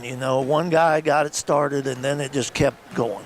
This was a game, you mentioned toughness and strength and there's a difference between being strong and being strong with the basketball, right? Everybody can be strong with the basketball. This was a game that really tested that, though, because there were calls that you couldn't explain that were happening, and then sometimes calls that should have been called that weren't happening, and it didn't matter. You had to take care of business on your own, though, protect the basketball, value that possession, and be strong with the basketball, right? Yeah, you're right. And for the most part, we were. Particularly second half. I can't even remember what happened the first half because what was really interesting was, for a change, the guys were tuned in. At timeouts, all ears. Mm-hmm. Hey, how are we going to do this? You make sure that if he goes with you, hit me, and we had all that stuff worked out, and it was really good to see because it felt to me like they really came together as a team. Game like this, I don't want to get all crazy and paint everything rosy and full of rainbows and unicorns, but a game like this can really give you some positive momentum. We're not even halfway through this season yet. We're not even close. And a game like this can really help you springboard, especially when you have a tough road trip to Clay Center on Friday, and you have that Sterling tournament next week, too. This could provide some positive momentum. Yeah, it could. And we talked about it in the locker room here. 3 games this week, 3 games next week, 3 games the following week. Yep. So, not looking past Clay Center because I know what they're going to give us. They're after us. But you go to the Sterling tournament. I talked with my son about this earlier. You always want to go to one of those 8-team tournaments, and if you can come out 2-1, that's good. Mm-hmm. But he quickly reminded me, don't let Hugoton scare you. And that's our first round opponent. Yep. They've got a good ball club, of course, but they have been pretty much a one-man show. Yep. So, we're just going to take it a game at a time. Like I said, we've got to go to Clay Center, and I just hope that we really compete down at Clay Center and get in their shorts a little bit, and perhaps that'll give us more of a boost going into the Sterling tournament. It will be fun on Friday. Enjoy this one, though. Have a good couple days of practice, right? Back to some normalcy. Get a couple practices in, right? Yeah. Thank you. See you Friday, Coach. Francis Flax, head coach of the Southeast Trojans, 67-59 the score tonight. Boy, there were some great plays and some great players in this game, especially late. Gannon Jacobson with 20. Owen Bailey with 17. 7 for Sam Knopf. 4 for Adam Teal, our Vernon Jewelers gem of the game. And if he can even come anywhere close to doing this every game, Tiernan Potacek tonight, he had 4 3-pointers in this game, had a couple of steals late, went 3 of 5 from the free throw line in the fourth quarter and scores a new career high of 19 points. Tiernan Potacek tonight, the sophomore, our Vernon Jewelers gem of the game. It's a clean sweep for Southeast of Saline. The guys win at 67-59. The girls win it 44-19. The next broadcast of Trojan Basketball will come your way Friday as we will make the trip to Clay Center out of the NCAA, and we'll play a 4A team in the Tigers. They will be ready to go against the Southeast of Saline Trojans. Chris Cadle producing and engineering. Also, Trey Tolley providing that live stream video free of charge. You can watch this game anytime on SalinaPost.com. Just go to YouTube and search Salina Post. Also, big thanks to Tyler Smith, Kevin Lilly, and finally, Precision Electric, proud presenters tonight of a clean Southeast of Saline sweep here in Lyons. We will talk to you Friday. Have a great week. Until then, more Trojan basketball coming up Friday in Clay Center here on KINA.